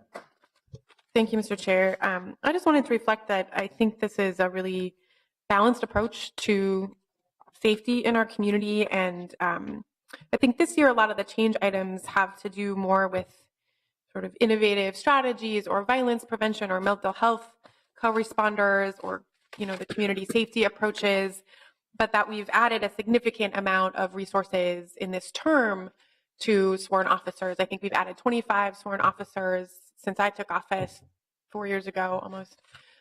We've added the community service officer classes. And so if you look at these change items in the context, maybe to Councilmember Glidden's earlier point of the trajectory of the past few years, I think the approach is really balanced. So it's just a comment. I did want to note, just since it's come up so many times, that while it's in the health department's budget primarily and a little bit in the attorney's office, just kind of where we're at with some of the violence prevention funding. So my understanding from talking with staff in your department and the health department and the city attorney's office is that our GVI program is essentially fully funded from what staff would recommend. And that's the program where we identify folks who are most at risk for committing or being victim of violent crime. We've had 45 folks, which was much higher than expected, go through that program. So it seems that there's more demand than anticipated and maybe needs more resources in the future. My understanding is that next step is not fully funded, that there is some money in the budget, both from grants and what is in the mayor's proposed budget to continue the work at HCMC, but not enough to expand it to North Point, and that there is increased interest there to have the program expanded. So if we wanted to support that, we would need to find additional funding. And then as Councilmember Palmisano highlighted, again, something else we discussed at the health budget presentation, that there isn't funding for that domestic violence grant funding that we were able to fund last year. So just a comment about where we're at with those different items. And you could respond or not. Chair Quincy, to Councilmember Bender, I would just say that those programs that you highlighted, certainly GVI is very important to us, certainly as a department and certainly as a city. We want to continue to reduce the violence in our city. Next Step has done phenomenal work in terms of that outreach. As I mentioned, we don't, unfortunately, right now we don't have that connector, but they've done phenomenal work. And of course, as it relates to domestic violence, we again want to change our way of looking at that, and we are certainly training our officers to look at it differently. As we see those young children involved in those situations at an early age, it's important to make sure that they have the resources that they need as well. So all three of those are very important to our city, I believe. Councilmember Goodman. Thank you, Mr. Chair. Chief, thank you very much for your presentation. I thought it was really interesting and I learned a lot. I'm just wondering, how are you doing? How is it going for you? Could you just, give us how are you feeling? Part of the problem we've had in the past was just a lack of open, honest communication. And so if just 2 minutes, I think people would just like to hear, how are you feeling? You've been in office just, a couple weeks now, really? And how do you feel about what's going on in the department? How do you feel? Chair Quincy, Councilmember Goodman, thank you. I've been asked that, so I appreciate that. Thank you very much. It is certainly, that is a great question. I am personally feeling, I will tell you that it seems like it's 120 miles an hour. Transition can be very interesting at times. And the one thing, obviously, all of you know that the police department, our work is it's 24/7. It never stops. I will tell you that there's an assured confidence that I have in the fact that we truly have a wonderful police department. I am surrounded each and every day and reminded of both our sworn and civilian folks that do phenomenal jobs, that come to work each and every day to represent our city to the best of their abilities. So that is very, very helpful. You asking the question you did just now, it makes me feel good. And also I will say that many of you up here have just been so open and supportive and wanting the MPD to be successful. And you've asked me that, what can we do to make the MPD more successful? So that's been very helpful. I will tell you that like any organization, we're going to have some turbulence along the way. We are not immune to that. And so that's even why it's more critical for us to continue to have the relationships that we do have, to have the hard conversations with our community. But I do feel confident, and I'll get some rest at some point in time. So thank you very much. I appreciate that. Yes. Thank you for that. I'm glad you're feeling better. Thank you. Thank you. That concludes. I don't see any additional questions, comments from staff. I'd like to thank you for your presentation. It was certainly comprehensive, as well as thanking Ms. McPherson here, who's been keeping you on track for these past several months. She's wonderful. Good job. Sure. Thank you. We'll be taking a brief break as we transition over to emergency management.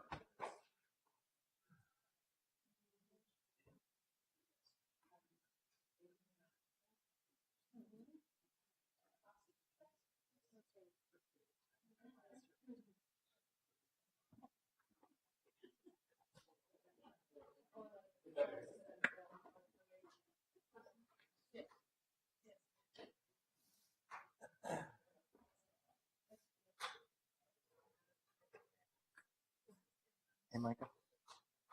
Is fire on call? If I know Mr. Barrett. Yeah. Yeah, I haven't stopped by.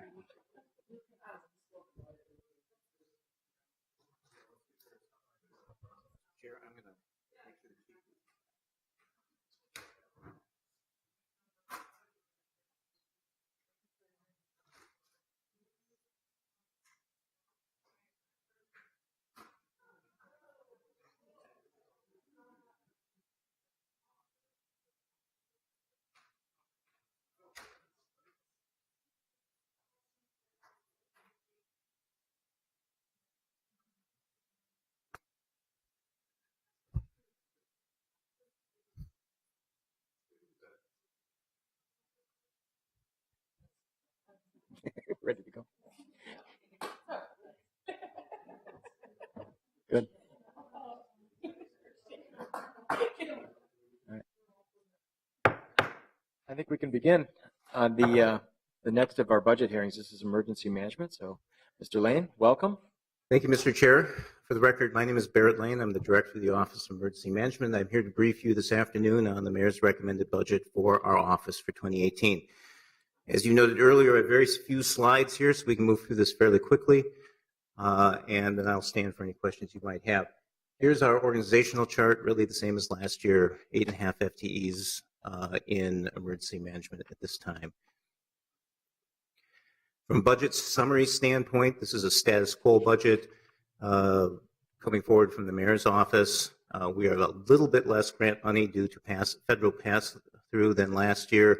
That has come in since this number was generated, but only $45,000 less than we expected from last year. So really at the margin there. So that's status quo. Fortunately, no big movement from a grant standpoint with respect to sanctuary cities or others. So fortunately, we're going to be going forward with full grant program for next year.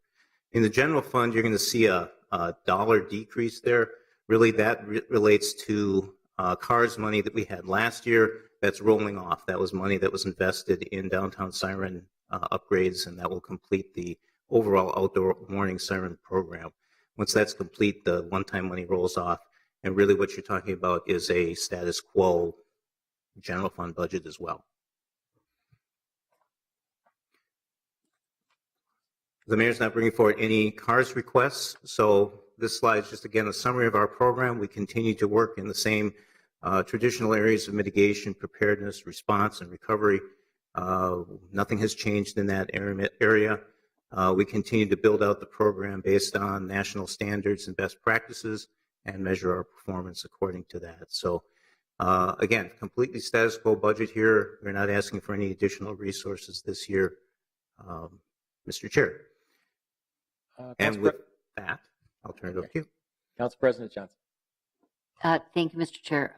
Mr. Lane, I have to say I always appreciate your communication with us when we're in one of these emergency situations. And I'm just curious as to, with all of the natural disasters that we experienced across the country, did we provide help in any of those situations, and were we asked? I'm just watching some of the things that went on. We have, I was thinking about our stores of things that we had, and could have been useful. But Mr. Chair, Council President, we fielded, if I remember correctly, about 30 interstate mutual aid requests and attempted to fill them with local resources. Most of those were not something that we could ourselves fill with the city of Minneapolis. Regionally, a team from our state level incident management team was sent out to Florida and spent 2 weeks in emergency operations center support there. In consultation with the mayor's office and the coordinator, it was decided that our staff ought to stay here and make sure that we're prepared for the Super Bowl. So we didn't participate in that ourselves, but the region has in fact supported some of these national and international deployments. So we did field, I believe, right around 30 requests. And, we work internally to see if we can get those matched up. Much of the stuff that was being looked for is very, very particular, which actually makes it easy to decide whether we have it or not. If they can really define those needs, we can process them fairly quickly. thank you. Thank you, Mr. Lane. One final question of mine, just going back to previous year, was it this past year, or was it the budget before that where we were able to add some administrative staff to your team? Is there any changes that you'd care to previous investments and how that's carried forward into this year? I know this is a status quo budget, but was there anything in the previous several budgets that was relevant that we should be talking about? No, I think we're in good shape, and we appreciate the support that we've already received here. Right now, we've been able to fully engage all the folks that we have. A lot of what we're doing now is of course, planning for the Super Bowl. But at this point in time, all those folks are fully engaged. We have an open position that we're filling for the finance section chief, but we're working with HR to get that squared away. Very good. Thank you. Not seeing any additional questions. All right. We're Thank pleased you. we're prepared, but we're also pleased we're not in an emergency. I'll let you know if it's needed. Thank you. Thank you. I know will. Appreciate your support. So we'll just wait a few more minutes. We're right on time for this afternoon, expecting our friends from fire department to come in and make their transition to their slides.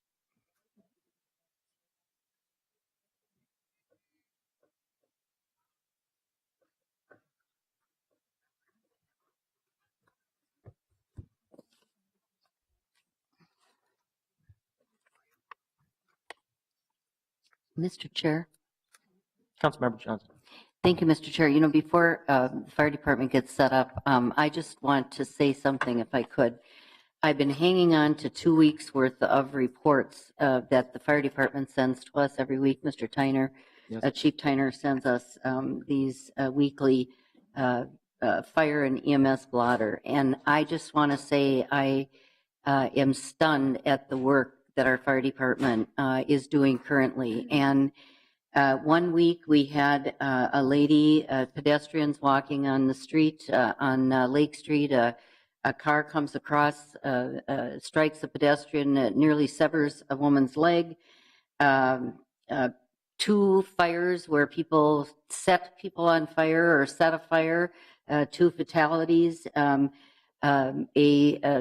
jumper that came out of one of our high rises and someone was impaled on a piece of sculpture. I mean, reading this just blows me away. And of course, not to mention all of the emergency responses about opioids and then this other drug that people were involved with, the K2 or something like that. I can't think the name of it. But I want to thank our fire department, our police department, our EMS people for this fantastic work that they do. And I have to tell you, this is just stunning to see what you deal with every day. So thank you very much. I would concur, especially Chief. You and I spoke recently on the gas leak. So they're always ready to respond to things and prevent them from happening. That could have been a tragic situation. Chief, you're up whenever you're ready.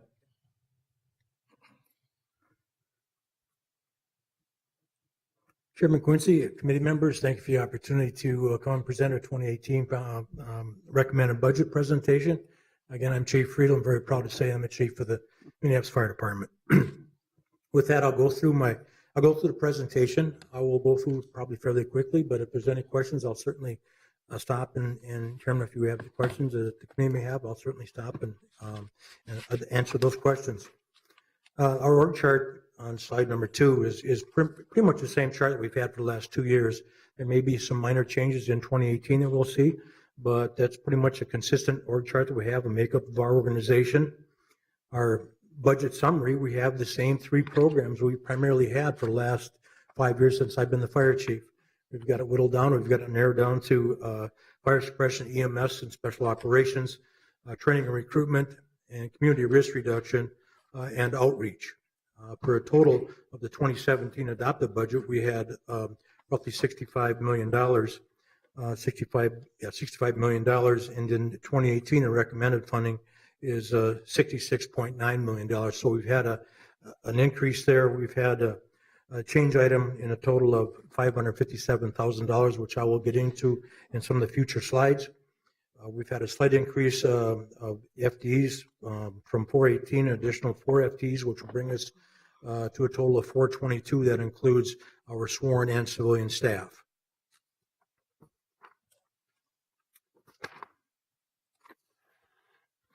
Again, our core programs, a lot of the change items are going to be in our first program, which is fire suppression, EMS, and technical rescue. I'd like to spend some time talking about that. Obviously, that program, and the services we provide within that program, our fire response, hazardous materials response, EMS services, special operations and or technical rescue, fire prevention, and also community outreach. Our crews do assist the folks with the community outreach and education. The general fund within that first core program is $46.6 million. In 2018, we're looking at, again, a slight increase to $47.4 million. As you notice in the bottom of that page, our goals and values, we have all of the boxes checked in the goals and values. We feel that all of our programs align themselves very well to the goals and values that have been established by the city. I think we do a very good job within the community and touching the community. I think we play a strong role in the way the city works. Certainly a great place to live, and since we live and work within our communities, I think we do an effective job in taking care of the community. In the change items on page 7, we've had a change amount of a total of $300,000, which includes 4 FTEs. The change item is $75,000 one time and $225,000 ongoing money. The $75,000 in one-time funds will help purchase a BLS type vehicle. As we all know, over the years, we've struggled with a number of EMS events that we have. that challenge our department in terms of response and the costs associated with that, taking a big red truck down the street is somewhat inefficient. So we are now getting to the point with the community EMT legislation that has been passed that we'll have an opportunity to start doing these patient visits and putting the right resource on the right event for the right outcomes moving forward.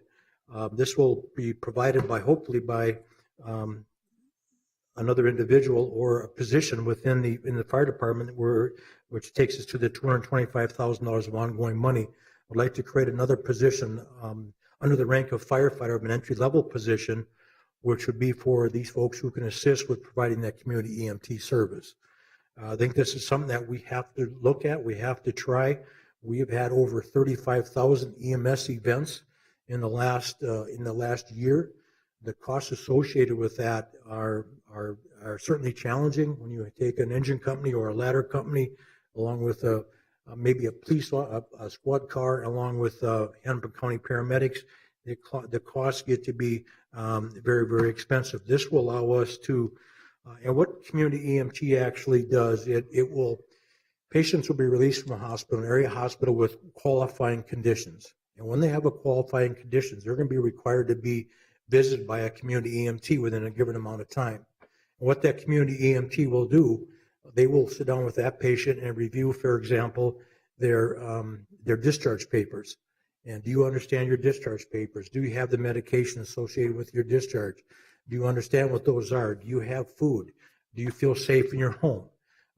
We may do a real quick, which you already done, a very quick home safety inspection to make sure that they are safe and they have a safe environment to live in. If they see something that may be a gap, we'll be able to connect them to the appropriate service to help bend the cost curve in our EMS response to try to minimize these folks to maybe call 911 and we can answer some of those questions, take some of those fears away from and try to minimize that. That's how we're going to be effective in building, bending the cost curve of a lot of our healthcare delivery models we have. So I think if we put together an effective mobile integrated healthcare program and really clearly define the role we're going to play, I think we're going to be much more effective, and we will save, in the Minneapolis Fire Department, I know we'll save costs in fuel and maintenance and maybe be able to consider extending life expectancy of our more expensive rigs. We can maybe delay the purchase of an engine company or a ladder company by a year.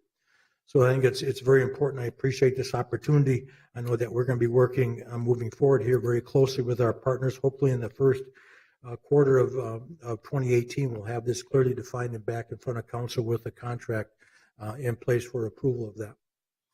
Chief, is this something that's being adopted in other communities within the fire service nationally, or is this something innovative into Minneapolis? Or community EMT is something, if you go back a couple of years, we were involved with a study with much of our West Side mutual aid partners. We were involved with a study.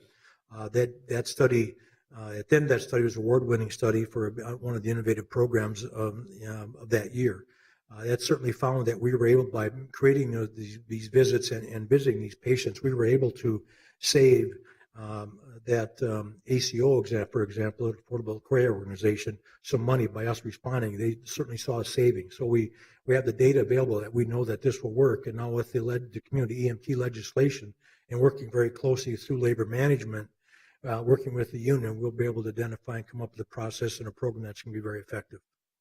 would this also have any revenue enhancement that we might be able to recapture any of the revenues from healthcare reimbursements or anything? Yes, there is a system that's already set up in place for a cost recovery model associated with each of these visits.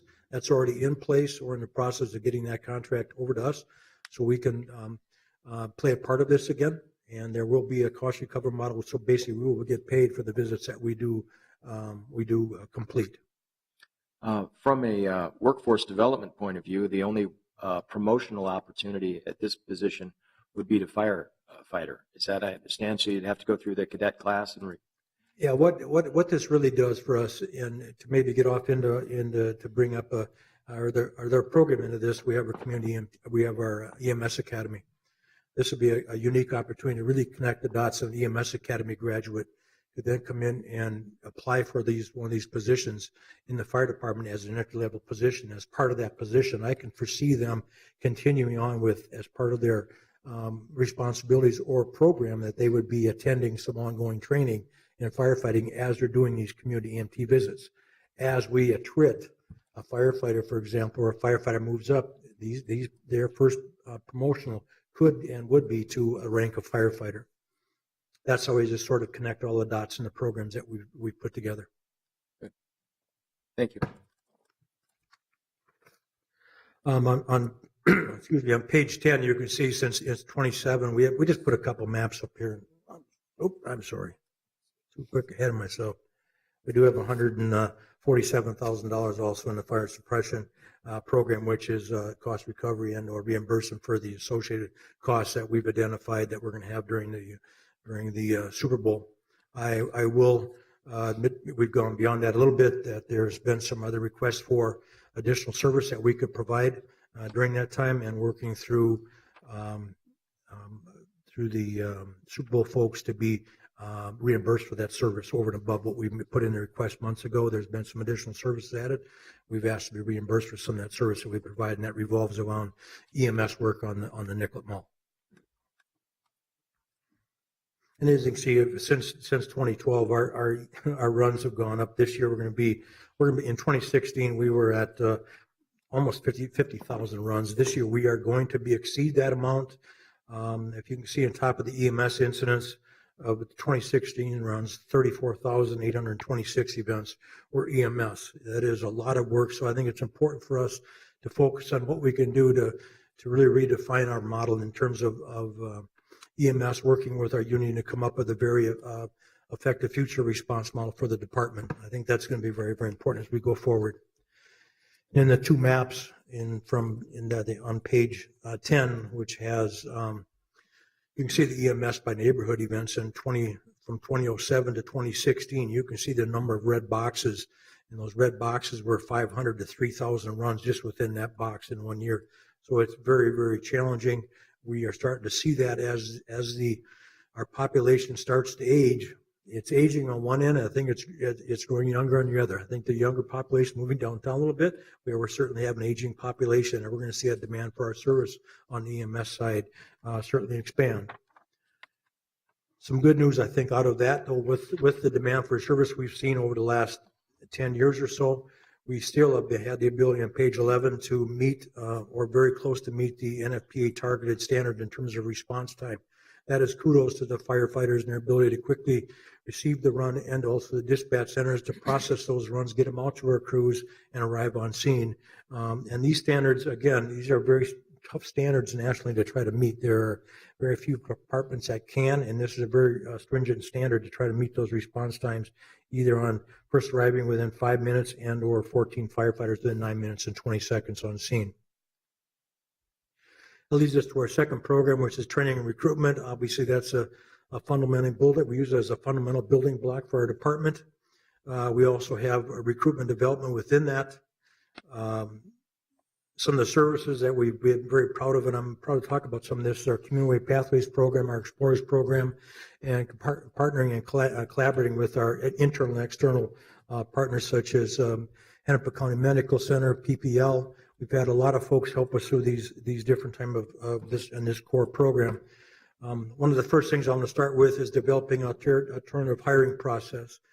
Minneapolis Fire Department has been very diverse department for a lot of years. We have been. You know, it's easy to talk about that, and it's easy to maybe want to brag a little bit about that. But and when you get into really trying to sustain that, that's where it becomes very, very challenging. So this year we were funded last year to do a new entry level test, which we completed. We did a real focused recruitment process.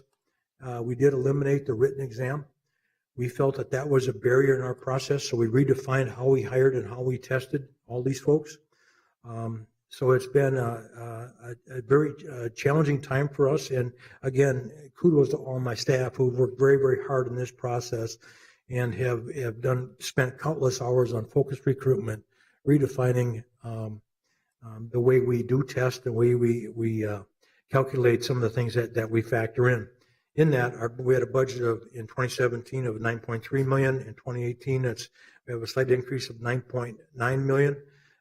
Again, all the goals and value boxes have been checked, which all leads to All this stuff really focused on our MFD retirement timeline. This is a work plan that we put together in 2012. It's a very simple plan, but it's a plan we've stuck with, and it does work. It just does reflect. You can see in the top graph, in 2022, 37.1% of our department is going to be eligible to retire, quite frankly, eligible in the cumulative value to be retired. And in 2027, 62.4% of the department is going to be in a position they could retire. So in making some assumptions, we have got, you see the green dotted line on this graph, that is our 414 number, which would be the recommended that the mayor's recommending her budget. And we're right now a little bit below that, but we are in a position of going to be hiring a class here early after the first of the year. We'll be sending out conditional job offers sometime in maybe December if we get the process done. So we've completed the list, and we're going to send out conditional job offers. If you see on page 15, you can see the graph on the training, recruitment, and hiring list. We had approximately just under 1,300 total applicants who applied for the position of firefighter. We have blended that down to 182 sort of number one candidates. That is a hiring list that we're working off the next 2 years, 182 candidates. That list now, as you can see, the total people of color, that is 41.2% persons of color. We have 38.5% veterans. And you look into the ethnicity breakdown of our list. That's probably the most diverse hiring list we've probably had in a long time in this department. I don't know if I can remember a better one. So that's hats off to my staff and the work that they've done in the recruitment, the testing. We brought everything in-house. We made some changes. All the testing was done within the city of Minneapolis city limits. Nothing was sent out. We were able to save some money by doing that. And I think that I'm looking forward to our next class of roughly maybe 20 firefighters are going to come off of this list. And of course, our ongoing EMS Academy classes. Chief, before we go on, Councilmember Bender, did you have a question? Thank you, Mr. Chair. I just wanted to underscore how big of a deal this is and the work that you're doing, just really leading the city in this area. And I'm probably not the only council member who has seen you interact one-on-one with our kids. You know, my fourth graders come every year. And so the recruitment that you're doing, we're seeing these early results, but you're reaching deep into the community with 8 and 9-year-old kids, giving them, you know, an idea of where they might be going in the future. And I just think we're just going to see dividends from this work in your department. And then I think others are learning from your leadership. So it's just a really big deal. Thank you. Appreciate that. Our next phase of the training recruitment, obviously, our EMS Academy. This is our second class we graduated this year. This class, we graduated, it's about a couple months ago. We had 27 applicants. I believe we graduated 26. I remember it. We graduated 26. The makeup of that particular class was 88.9% person of color, 55% male, and 44% female were graduates of that group. And the best part that I really want to talk about is within the graduates of this class, working with in labor management with Local 82 in the union. And I have to give a shout out to Mark Lakoski and Joe Martin and Corey for the effort that they put in working through labor management. We have agreed in having a part in our labor agreement that every class that we hire off of the civil service list, 30% of that class will be made up of graduates from the EMS Academy. So right now, at the present time, we have 6 graduates of the EMS Academy who are working as firefighters on the Minneapolis Fire Department. This next class we're going to hire after the first of the year, there'll probably be 5 or 6 additional candidates off this last graduating class will be part of that next cadet class. So we were able to build in a sustainable model that hopefully will assist us as we truly want to see, you know, our department reflect the community that we serve. And I think that we've got a model that's effective. I think it's going to be useful. Hopefully it's sustainable. And I think that is the case. And I thank the council and the mayor and the committee for past support in these efforts. I think it's something that's going to pay off in the future very well for this city. In our last program, community outreach and risk reduction, that is again, it's a division of one.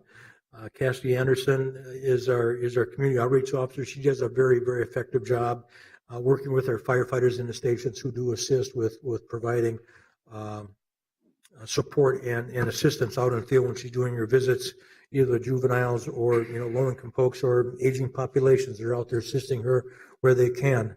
That program has a budget of about $9 million. We have had in 2017 and 2018, we're going to be looking at about $9.4 million.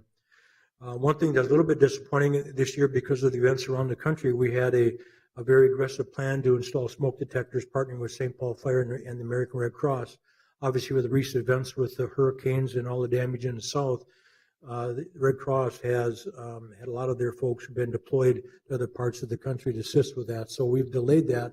We're going to have a meeting in December to redefine how we're going to work in 2018. And that'll be a program where we're going to identify parts of the city that we're going to go into those parts of the city and working with Red Cross staff and our firefighters and other volunteer groups to install smoke detectors in many buildings that we can get into. So it's a very effective program. We just had to delay it for a little bit of time just for obvious reasons with Mother Nature certainly changed that. And there again, you can see the breakdown of our community emergency response team members. We have many residents of from Minneapolis who are, now we have up to 450 CERT team members there, residents of the city who are trained to assist with their communities. If we ever had an issue where we were unable to respond or effectively respond, they certainly could assist in helping their neighbors and their communities to deal with some of the challenges they may have on some type of a natural man-made disaster. And from our CARS request, we have one request in CARS for it's sort of an ongoing request of $110,000. That is for the replacement of personal protective equipment. That is the NFPA changed the standard a few years ago where after a 10-year period, all of our turnout gear that is 10 years old or older has to be discarded, same with our helmets. So this money helps offset the costs of so annually we purchase new turnout gear and we sort of have an ongoing replacement program we've got in play now, and that effectively offsets some of the costs of that. In the CLIC and capital recommendations, we have there are two stations that are in the CLIC process. One is the replacement of station and of Station 1 in the same block that it is located presently, and the movement of Station 11 a little farther up in East Hennepin. They are both in the process, in that process right now. And obviously, we know those processes take time. And so we're glad to see them in that process, and especially with Station 1 downtown. It's one of the busiest stations I have. It'll be nice to have a new modern fire station in that location. And I'll be willing to take any questions. Good. Well, thank you very much. I wonder if you could have spoken just a little bit faster because I was. No, I don't think you could have. I think that was a top record. Are there any questions for the chief on fire? Councilmember Johnson. Thank you, Mr. Chair and Chief, and for all of MFD, just so grateful for all the work that you do. I remember I injured my back earlier this year and literally couldn't stand up and was out in the backyard. And I think when we called 911, the fire department was there in about 30 seconds, it seemed like. So it was amazing the response time that you're providing our neighborhoods. And this is more of an offline question, but if I could get data on the injury rates, that would be helpful to understand how injuries and staffing racks up and compares, especially with overtime. I know in past years that had been a concern that as staffing put more expectations, our staffing levels put more expectations on our firefighters, then it ended up meaning more propensity for physical injury, and then more physical injury meant less firefighters available for staffing, and it was kind of a vicious cycle. And I know there's been improvements made to that, but it'd be helpful to understand how we're doing in that regard. So just getting those metrics in the next week or two would be great if you'd be willing to Chairman provide Quincy and committee member Johnson, I can definitely, it's something we track. We watch all the time. I do every Monday morning. I start looking at our IOD and injury on duty, and with some of the challenging events we've had it's sort of an anomaly. It sort of goes up and down. We'll have a good run, and all of a sudden we'll have a few more, depending on the type of events that we have. But we'll certainly have staff put that information together for you and provide that to you. Great. Thank you so much. Council Vice President Glidden. Thanks, Mr. Chair. I just wanted to do kind of a call out and a thank you to the department for being such a great partner and a leader really within the city around the issue of applying a race equity lens to your work. I know kind of for all of us in the city, this is a bit of a work in progress just to kind of figure out what does that mean, but thinking about your workforce programs, what are the ways that you're connecting with community, other structures within your department and for the program. So I just wanted to thank you. And then, of course, you know, you've really been recognized and deservedly so for your unique programs that have been reaching out to community and showing young people that pathway that can lead to public safety professionalism. So I think I would kind of call it that broadly. So thank you for that, and thanks for your leadership in the city. Thank you. I appreciate that. Thank you. Chief, thank you very much. Terrific report, as always. It's good to have a comprehensive view, but you're certainly looking forward. Give me an opportunity if there was anything in the past several years' budgets that you were able to implement with those resources, and if you could share any positive results from that outcome. Caught you off guard. Didn't mean to put you on the spot. I can go another half hour if you want me to. I mean, I can talk about positive frankly, outcomes. you were scheduled until 4:30, but I don't think anybody would object if you were brief. Yeah, just off the top of my head a little bit briefly, over the past, since I started chief in 2012, obviously there were some challenges and we had to deal with a lot of stuff, but through the support of the mayors and councils and the budget process, we've been able to, when I came back, we were a low of 383 firefighters. At that time, I think our authorized strength was 406. Now we're up to, we've able to grow our department back. I wouldn't say grow. I think we've been able to react to the growth of this city. I think it's a better way of probably stating that. And so we're up now to, be 422, including our civilians, which is, I think it's 415 sworn firefighters. We've been able to purchase 5 new engine companies, 3 to be delivered in the next few months. That'll be a total of 8 heavy platform, a rescue rig, a heavy rescue platform, and a heavy rescue rig. Taking delivery of 2 hook and ladders.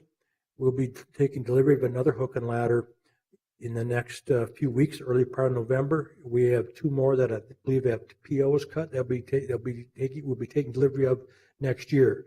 We replaced all of our breathing apparatus, about $1.3 million. That has been replaced. We replaced all of our AEDs that were also on the rigs. Turnout gear, obviously our turnout gear was in a tough situation. We have been able to address that. Vehicle replacement was probably one of the biggest ones. I'll be very honest with you, working with the fleet and public works to get that under control. We had a lot of apparatus that were in pretty tough state of affairs. We had rigs that may have had a value of $3,500, and we'd probably spend $16,000 putting a transmission in one. What we've seen from a newer fleet, for example, we're seeing a reduction in some of our fuel costs, some of our repair costs have come down, and so we can see a dramatic reduction. So it's that fine balance you try to maintain. We hope that we can be nimble enough in the growth of our department to mirror match as this community grows and those challenges of demand on our service changes. And hopefully we can be nimble enough to continue. And I appreciate the support in this particular budget to allow me to maybe react to some of that. I think it's a unique opportunity for us. I think it's fire departments around the country are looking for these types of answers. What role do we play in this ever-changing? If anybody could ever try to define this healthcare system we have, it'd be a miracle.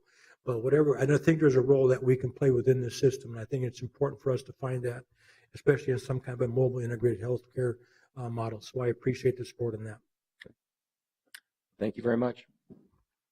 Any final comments? Not seeing any? We're adjourned. Thank you very much, Chief. Thank you.